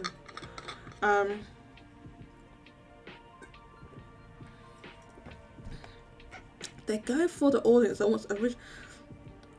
Okay, I don't know who the hell wants those live action remakes, but they're not. You mean they're not targeting the Sonic audience? Well, I think. So look at the Mario movie, right? The Mario movie wasn't only targeting Mario fans. They were also trying to bring people in that were not familiar. Or everyone's heard of Mario, but they were not like, you know, crazy familiar, that you could just go and just enjoy the movie for the movie itself, for the way it looks, for you're a fan of the voice actors or something like that, like to appeal to a wide range of people. But then they also put a lot of references and stuff in there for fans, right? So is that what you mean, Jago?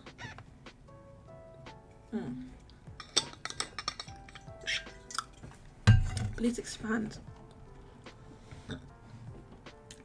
Jacob says things like Lion King and Lady and the Tramp. I refuse to watch them.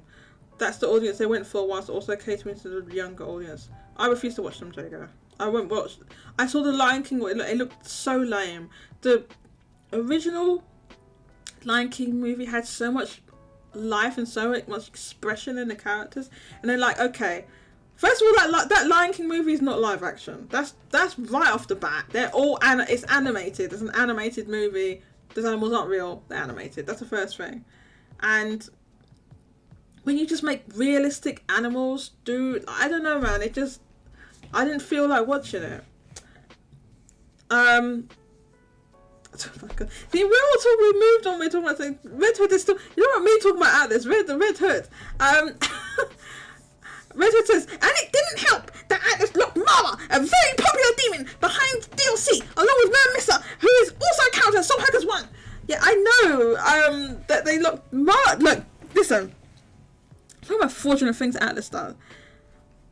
Atlas locking Mara behind DLC is probably one of the most egregious and fraudulent things they've ever done, because they know for a fact Mara is the most popular demon. More popular than Jack Frost, yes. More popular than their mascot, Jack Frost. Right? They did a survey, I think a survey in Japan a few years ago, I can't remember when it was, about the most popular demons, and Mara won. Alright? Mo, listen, I'm not going to go into, you know, this is safe for work. Don't put some not safe for work stuff there. I love Teddy. Don't put any not safe for work stuff in this goddamn chat. I swear to God, you not be putting that in this thing, please. I'll delete it and I'll time you out, please.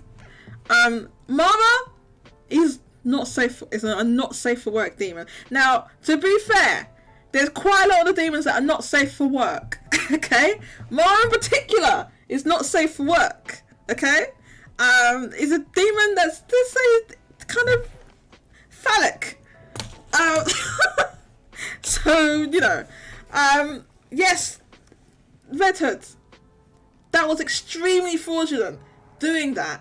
And listen, if they did that, because they did that in like, maybe it's a spin-off that people don't care. Oh, well, Soul Hackers 2 is like a, you know, SMT spin-off that people don't care about it as much. I feel like if they had done that in like mainline SMT or Persona, people would have kicked off a lot more. I think people would have kicked off more. I think just because it was in Soul Hackers 2 and nobody cared about Soul Hackers 2. I mean, at the time when they were trying, because they were trying to hype that game up in Japan and everything, but nobody cared about it. They got safe. Oh, yeah, I know they put, oh my god, that's so wild. They put a hat on Mara. Don't be posting that. I know they put a hat, but how does that hat make? It doesn't make any sense to me. How does that hat make him safe for work? How would that hat do that? Okay, let me show these memes. How does that hat make Mara safe for work? I'm like, they did, but it's not a good sensor. You can still see what it is. Like, I don't know. You can literally see what it is, and that is not the only. I'm really surprised there's so many Persona Q goddamn gifs on here. It just goes to show they actually put a lot of effort into that game. And forever locked on the 3DS. You'll never see it Red Hood. Yeah, I forgot what I was saying. What else was I trying to film? The hell? Okay, okay, so Jogo says, normie stuff?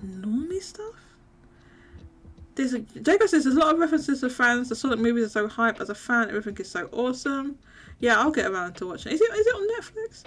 Kike says, and Mario fans complained when they did normie stuff in the Mario movie. What is the normie stuff they did in the Mario movie? Can you please describe it? Oh, I get it. That's you being cheeky because Teddy's being cheeky. Is that what that is? Red Hood, that gif. It's funny. And Jago says, and I mean the cinema screen. Whenever I watch these movies, children everywhere. But they all seem to be big Sonic fans because everyone stayed and started screaming at the post-credits scene of Sonic 1 and 2. Sonic seems to be super popular here in England. Yeah, I think Sonic's pretty popular here, yeah. I mean,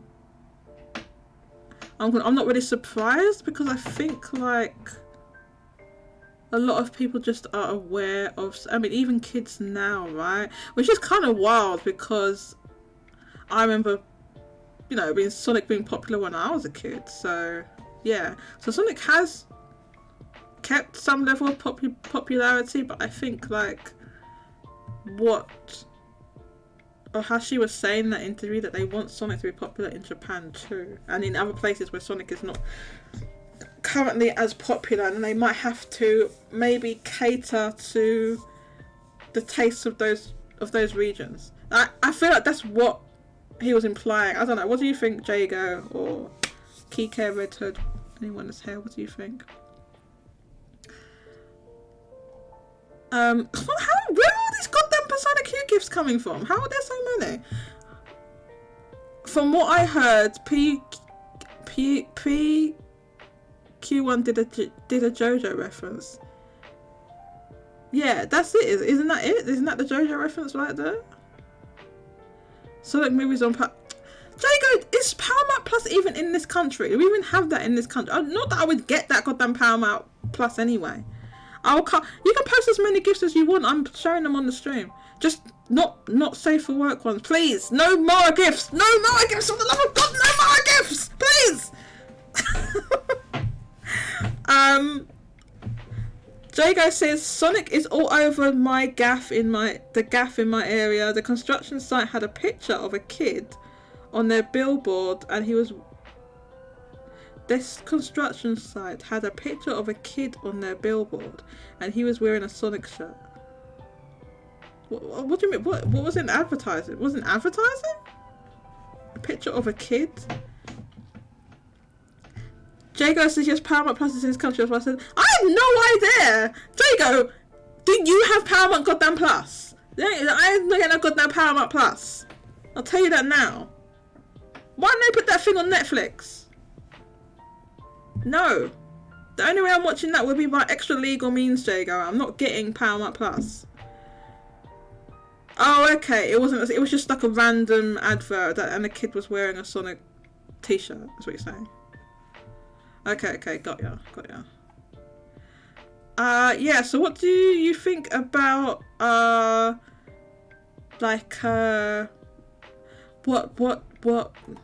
Sega would have to do to make Sonic more popular in places where he is not as popular? What do you think they'd have to do for the Sonic franchise? So, I mean, for example, we've seen what's happened in Japan. I'll just show it quickly on the stream. So we see what's happened in Japan here. So this takes me a while because I've only got one screen. That's how we're rolling. So, Sonic Superstars.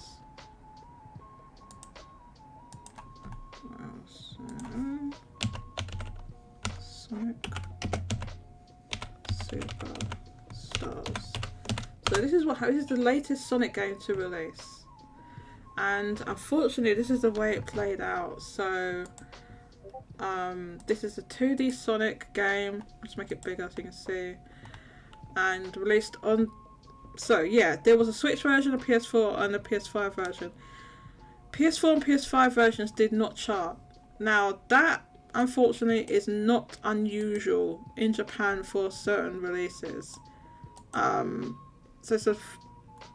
So usually games that are like more niche that wouldn't sell as much with PS4 and PS5 versions, sometimes they just don't chart. You know, like I think there was a Kunio-kun game that came out recently. You know, there was PlayStation versions, doesn't chart.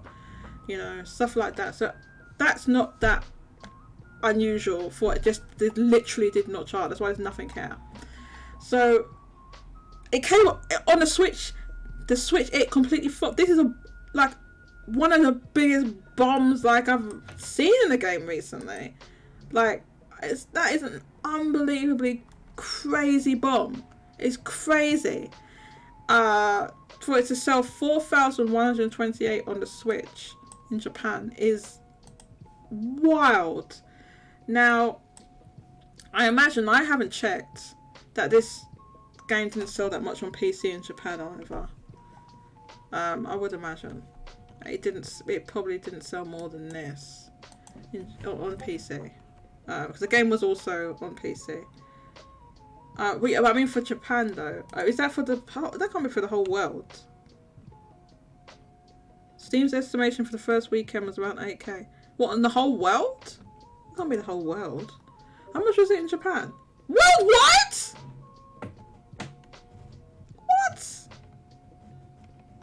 For the first weekend on Steam, 8k? Shouldn't it be more than that? Okay, so this game flops then, everywhere. Because first weekend... Okay, what did previous Sonic games sell though? What did... I guess Frontiers is a bit different because that's 3D Sonic, so... You'd expect that to sell better. Then it was Sonic Origins, and then it was... Sonic Forces, Sonic... No, shut up. So you've been following it? Is that true, Jago? It was kicked out of UK eShop charts on day 2. Ouch. So it flopped worldwide then. Basically. It must have done. Because there's no way you get it selling that low in Japan physically. You get it selling that low on Steam worldwide and that low in the UK, and those are outliers, and it sold well everywhere else. It just flopped worldwide then. Basically. This is the thing that's wild, right? This interview they put up on their website, on Sega's website, they just put this up like right around the time that the game reviewed and released, right? When there's no date here. There's no date because it's is there a date?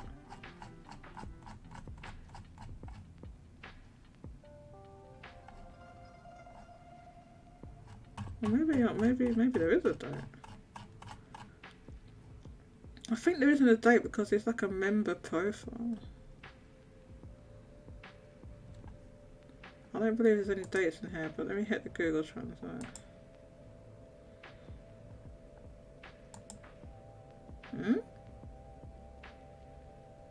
Why no work? Okay.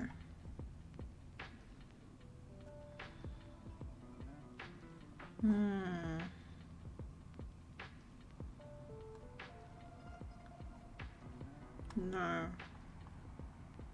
There's nothing, because it's just like, it's on their recruitment page basically. They're trying to get people to work for Sega. So it's like, this is a recruitment thing. So they're just doing these different profiles from different people in different divisions. So so there's no, like, it just happens that they made those, obviously people spotted it, they made those, if you say, oh, we want Sonic, you know, to compete with Mario, then people are going to comment on that because of the history. Okay, Jago has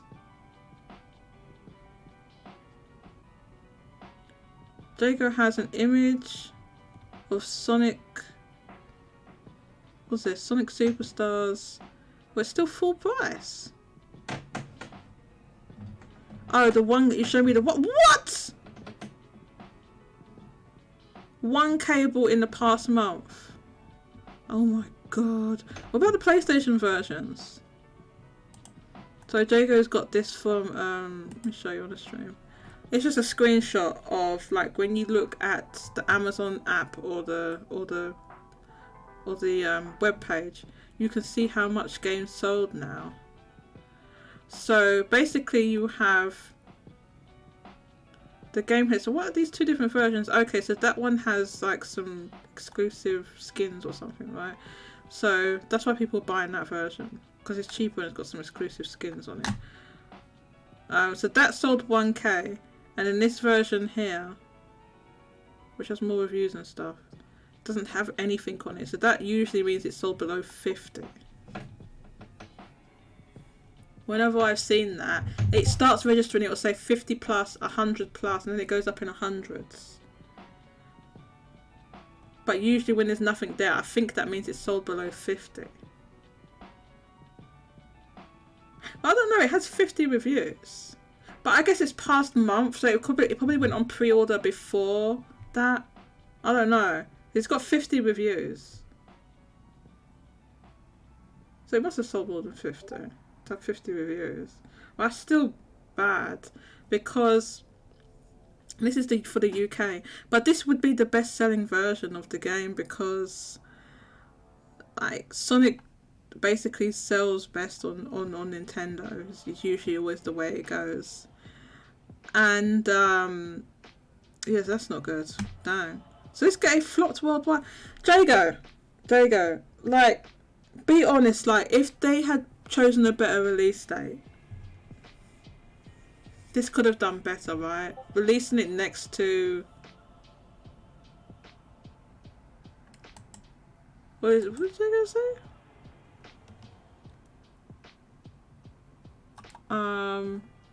Okay, you clicked on the PlayStation 5 one. Oh my god! Oh no! No! Oh no, that's bad, Jago! Okay, so Jago's got... So I'm showing this on the stream. You should be able to see this. So here's a PlayStation 5 version of the game. 700 in the past month. That's bad enough. But the game's like 27% off. Like, already. And the way Amazon does this, it automatically puts these discounts on it, right? Based on what something's selling. So you see here, these ones are still... I mean, they're more or less full price. So it's like 50... You know, I don't think they ever would have sold it at $54.99. 44.99 is, you know, basically no full price. But anyway, so this like way more. It's more expensive. So, this one is already reduced by 27%. The game just came out. It just came out a few days. Well, like 2 weeks ago. Was it even 2 weeks? So for that to be discounted like that already, only 700 bought the past month. This one, like 1,000 is bad enough. It could have done better if it wasn't next to like Jago. They released a 2D Sonic game next to 2D Mario. And not only that, at the same time there was a big PlayStation game as well. If that wasn't bad enough. Like, that's crazy to me to do that. Like, it just didn't, like, the game got crushed. And the game's not a bad game. It could have done so much better. So that is extremely unfortunate. Now, I think that it would be good if they could make some if Sega could make some changes. So let's see the comments about what Jago said. What did Jago say?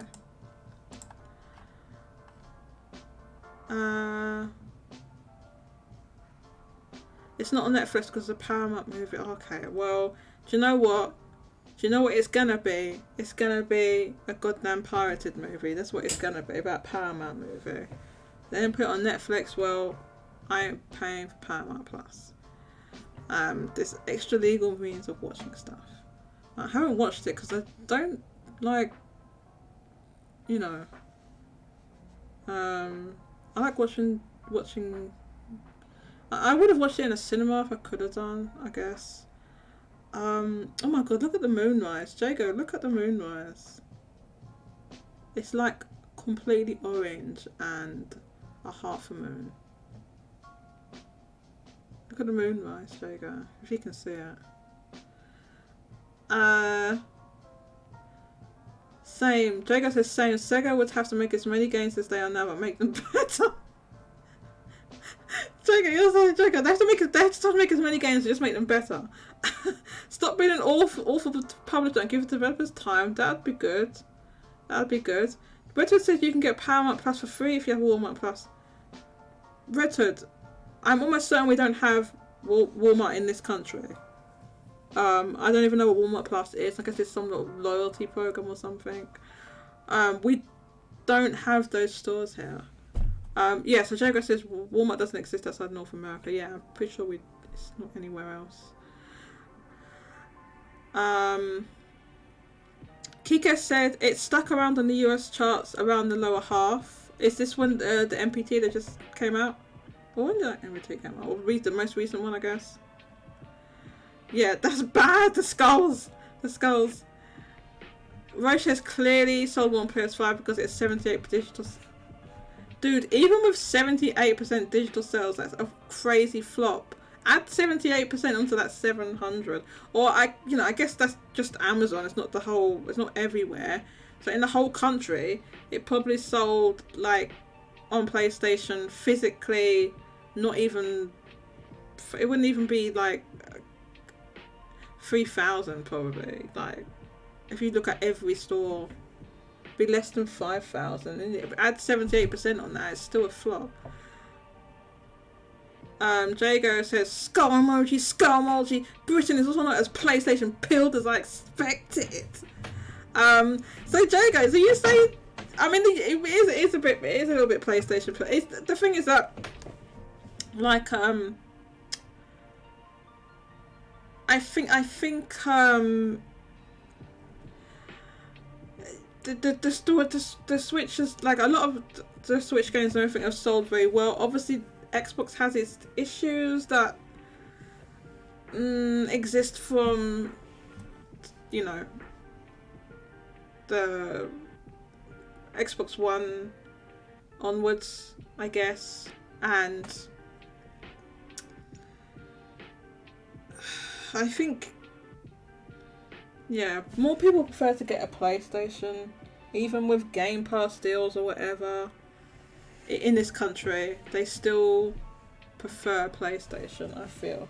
Even though, so, like, people want, okay, they just want to play FIFA and COD. Well, you can play those on Xbox, so why not just get an Xbox, right? I think there's a high level of brand recognition with PlayStation, and also just this, I mean, this is not just, you know, this is an ongoing issue that, like, it's just a lot, there's more games on PlayStation, there's that. But yeah, I think for Nintendo, the UK has always been like a weak region, really. But the Wii did what? You had the Wii and the DS did well here, and then obviously the Wii U happened, and the 3DS wasn't as popular. But I feel like it's got a lot of that popularity back with the Switch in this country. I don't know how you feel, Jago. It's kind of how I feel, because I go into, like, the supermarket or whatever, and they have eShops cards in there. They didn't some years back. There was no eShop cards in the shop, and they're there now.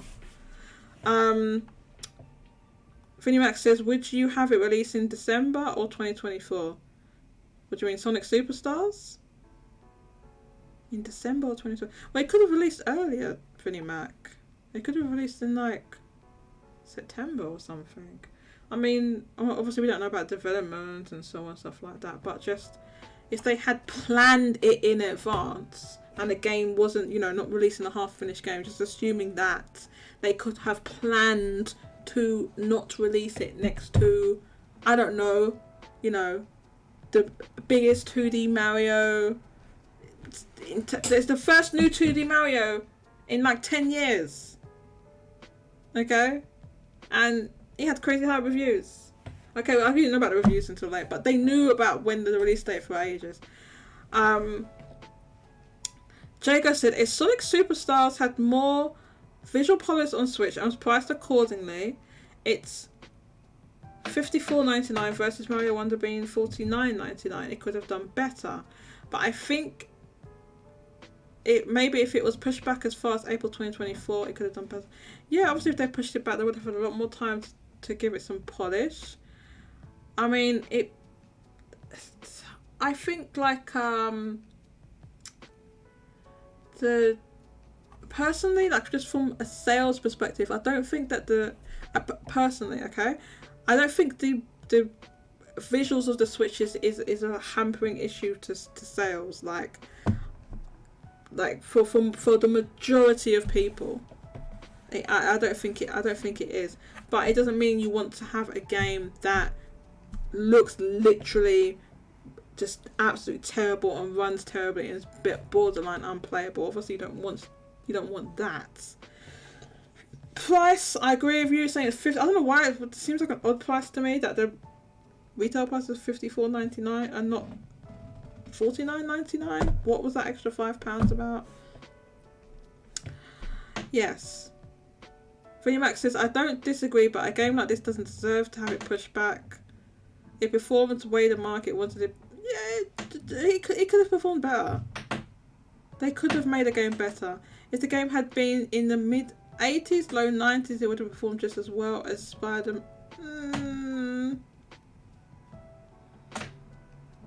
It would have performed just as well as Spider-Man or Mario.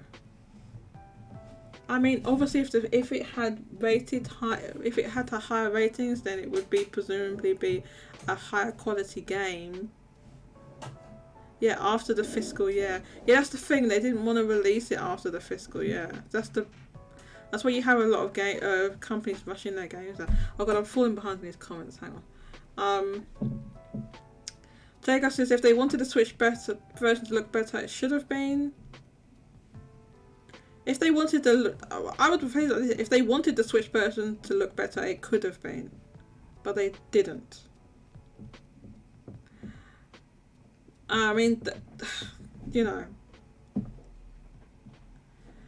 I think knowing in advance, like this, Jago, there's no way they don't know about what the platform splits for their own goddamn games are. They know how those games would sell, where they sell, and what the audience is. They know that. So trying to do something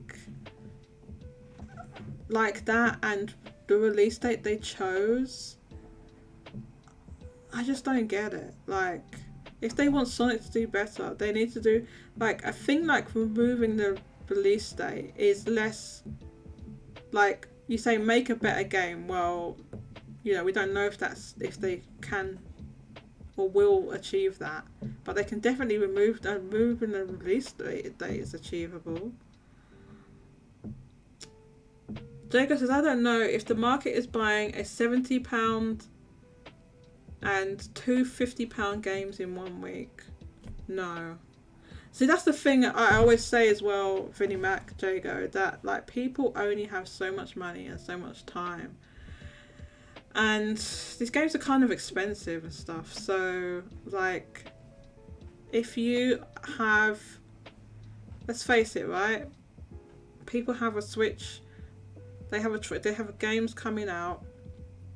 One's a choice between a 2D Mario and a 2D Sonic.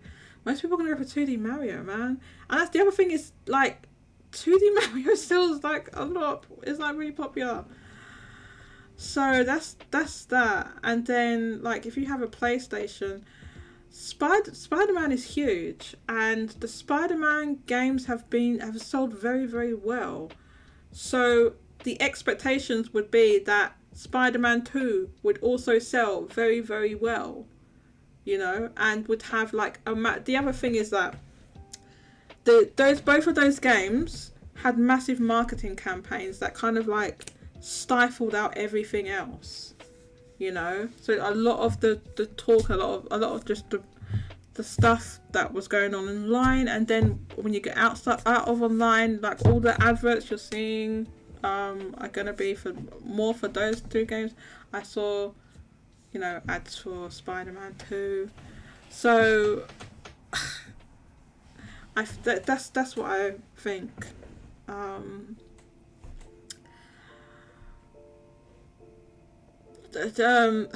Jago says, I've been reformed, I've accepted that the UK isn't just Sony land. Okay, so what do you mean? Who reformed you? So you thought until now it was just Sony land? No, there's you know, I think what happened, I think just because Nintendo, this is like one of Nintendo's weakest markets in the whole world, apart from the places where they don't sell them officially. This is one of Nintendo's weakest markets. You know, you look at even just a mainland Europe, where Nintendo is really popular in France, right?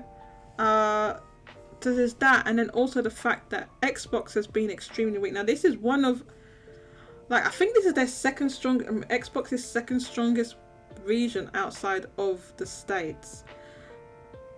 The problem is that the Xbox One did terribly, even here where it was strong. I mean, it did terribly in the States as well, right? It did terribly everywhere. So it was just so weakened that, you know, it just became PlayStation. PlayStation 4 was a de facto console in the UK, and that was for years and years and years and years. There were Nintendo fans, but the Nintendo fans that were around several years back would have had 3DSs. Not many people had a Wii U. Or they had old Wii's, you know.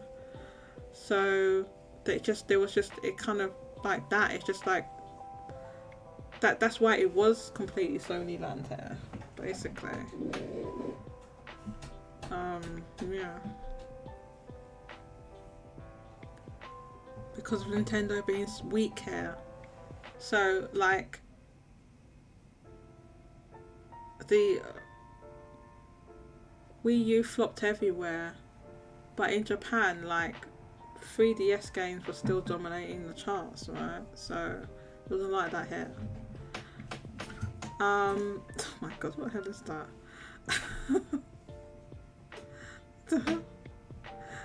That time that Sonic died? What is this? It's good. I don't even know why there's a real human there.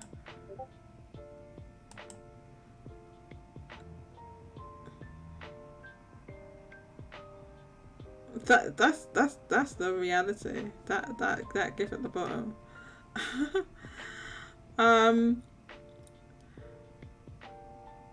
Considering that Diego says, considering that Nintendo and Xbox have been market leaders since the beginning of 2013 now. Nintendo and Xbox have been the market leaders since the beginning of 2013 to now? What are you talking about? In the beginning of 2013? Where have Xbox and Nintendo been the market leaders? In the beginning of 2013 to now? When has Xbox ever been the market leader, Jago? I'm not understanding that comment. Vinny Mac says, see, that comment doesn't make any sense to me. Sega is not going to know whether other video games are Vinny Mac. Even if they know the same time as us, they know months and months in advance. It's time to pivot. It's enough time to pivot and move things. We've seen other games do it. Okay, so no, Vinny Mac, they can, and that's if they don't get any like little birdies in their ears telling them about stuff. It sounds like what you're advocating is once Mario was releasing, they delayed the game. I think they should either released it earlier or delayed it to release after Mario Vinny Mac. Just not like literally within 3 days of that. Wasn't it's not even dude, it's not even like a month apart or something. It was like the same week. Jago says Mario had its release date announced before Sonic Superstars. Well, there you go, look, they announced it first.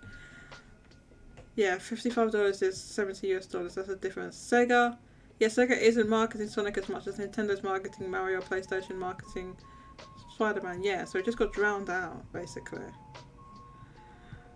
Jago says, I can't imagine the week. No, not now. It was weak, like, it was a lot weaker before, but now not so much. Oh, you're saying the 360 was leader up here until the PS4's launch? I see, okay. Yeah, that's because it came out it came out before the PS3, right? Isn't it? Jodie, you missed the point because you read 2 messages so far apart. Oh, did I? Sorry. PS4 was the lead up until the Switch got super popular. Yeah. Well, I don't know about the Switch being the market leader in the UK. Maybe it is. I don't know. Probably not now though, because it's just declined compared to what it was. I think the PS5 has taken over at this point. Oh, Christopher Dring said that? Did he? Okay. Can you link that? But I don't know if it is still now. Okay. Fair enough. Okay, we've been live for like 3 hours and 40 minutes. And I am very hungry. I did not have lunch. So I need to get some din-dins.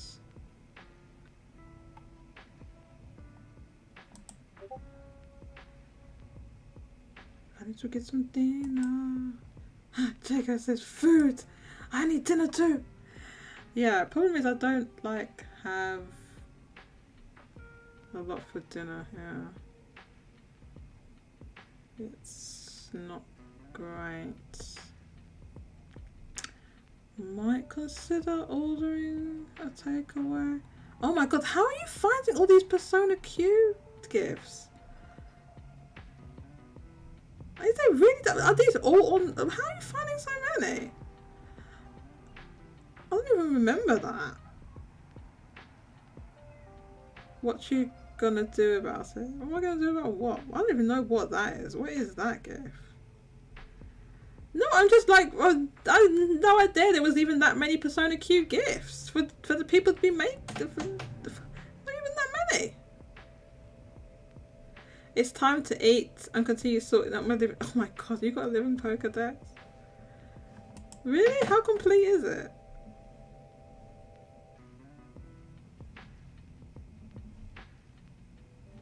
What, you mean on Pokemon Home? You made a living dex there? The GIF is from the best opening Persona song.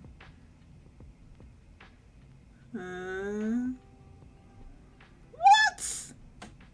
You completed it in 2019 or 2020? The last GIF is from PQ's intro. What, this one here? This is that one. I don't know. I guess it's this seventh one here. I'm confused. What is even happening in that gift though? She's having a seahorse drops on her head.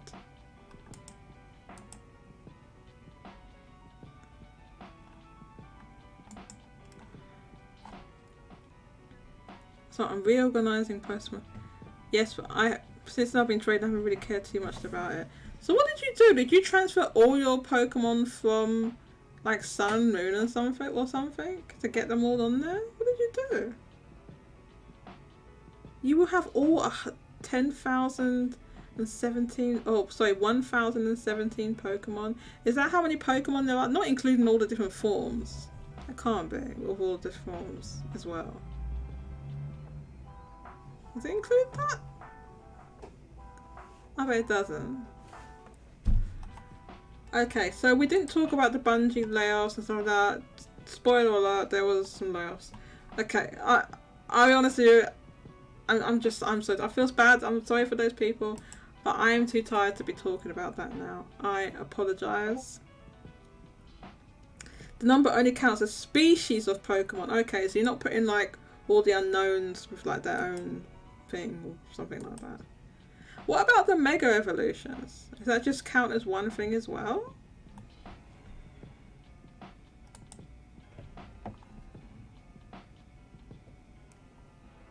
Is the Mega Evolutions just the same thing?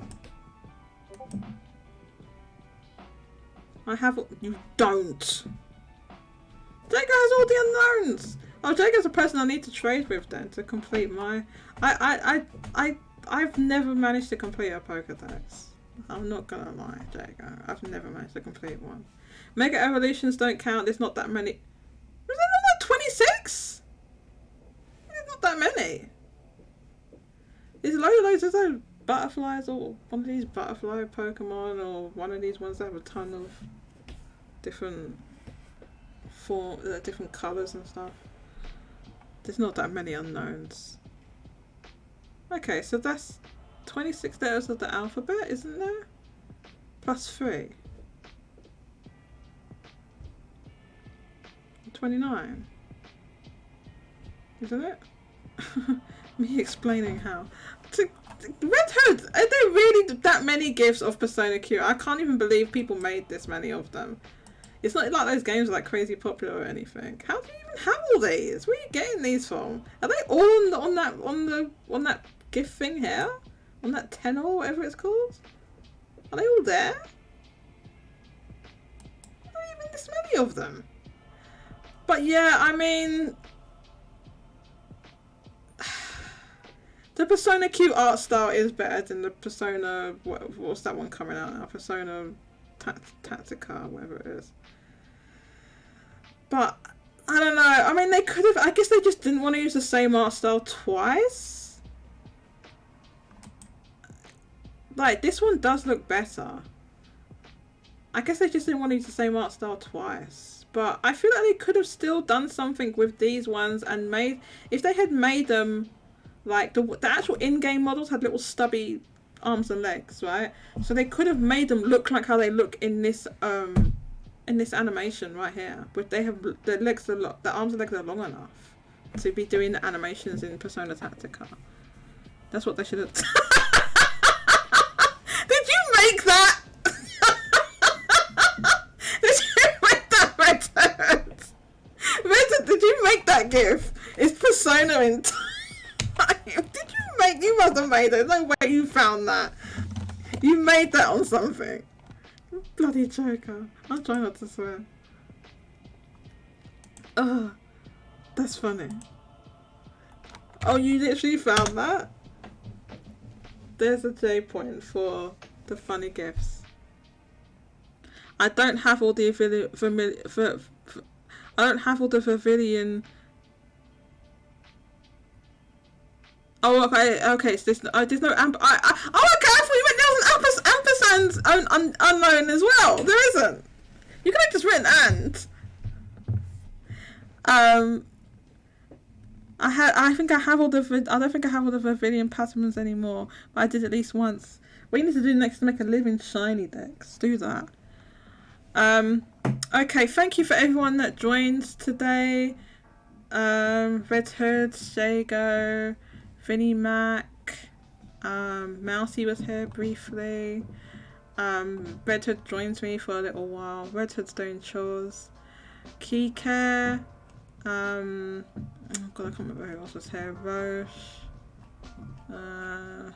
Sam, and I literally can't remember. So, Timor was here. I'm sorry. I'm tired. I'm tired. Goodbye, chat. Oh god, you know, I don't know how fortunate how this is. Oh my god. Get me started. Getting me started. I'm so tired. He's so cute. I love Sonic. Oh my god. This man would marry Sonic if he could. Okay. Thanks everyone, and I'll catch you next time. Bye bye.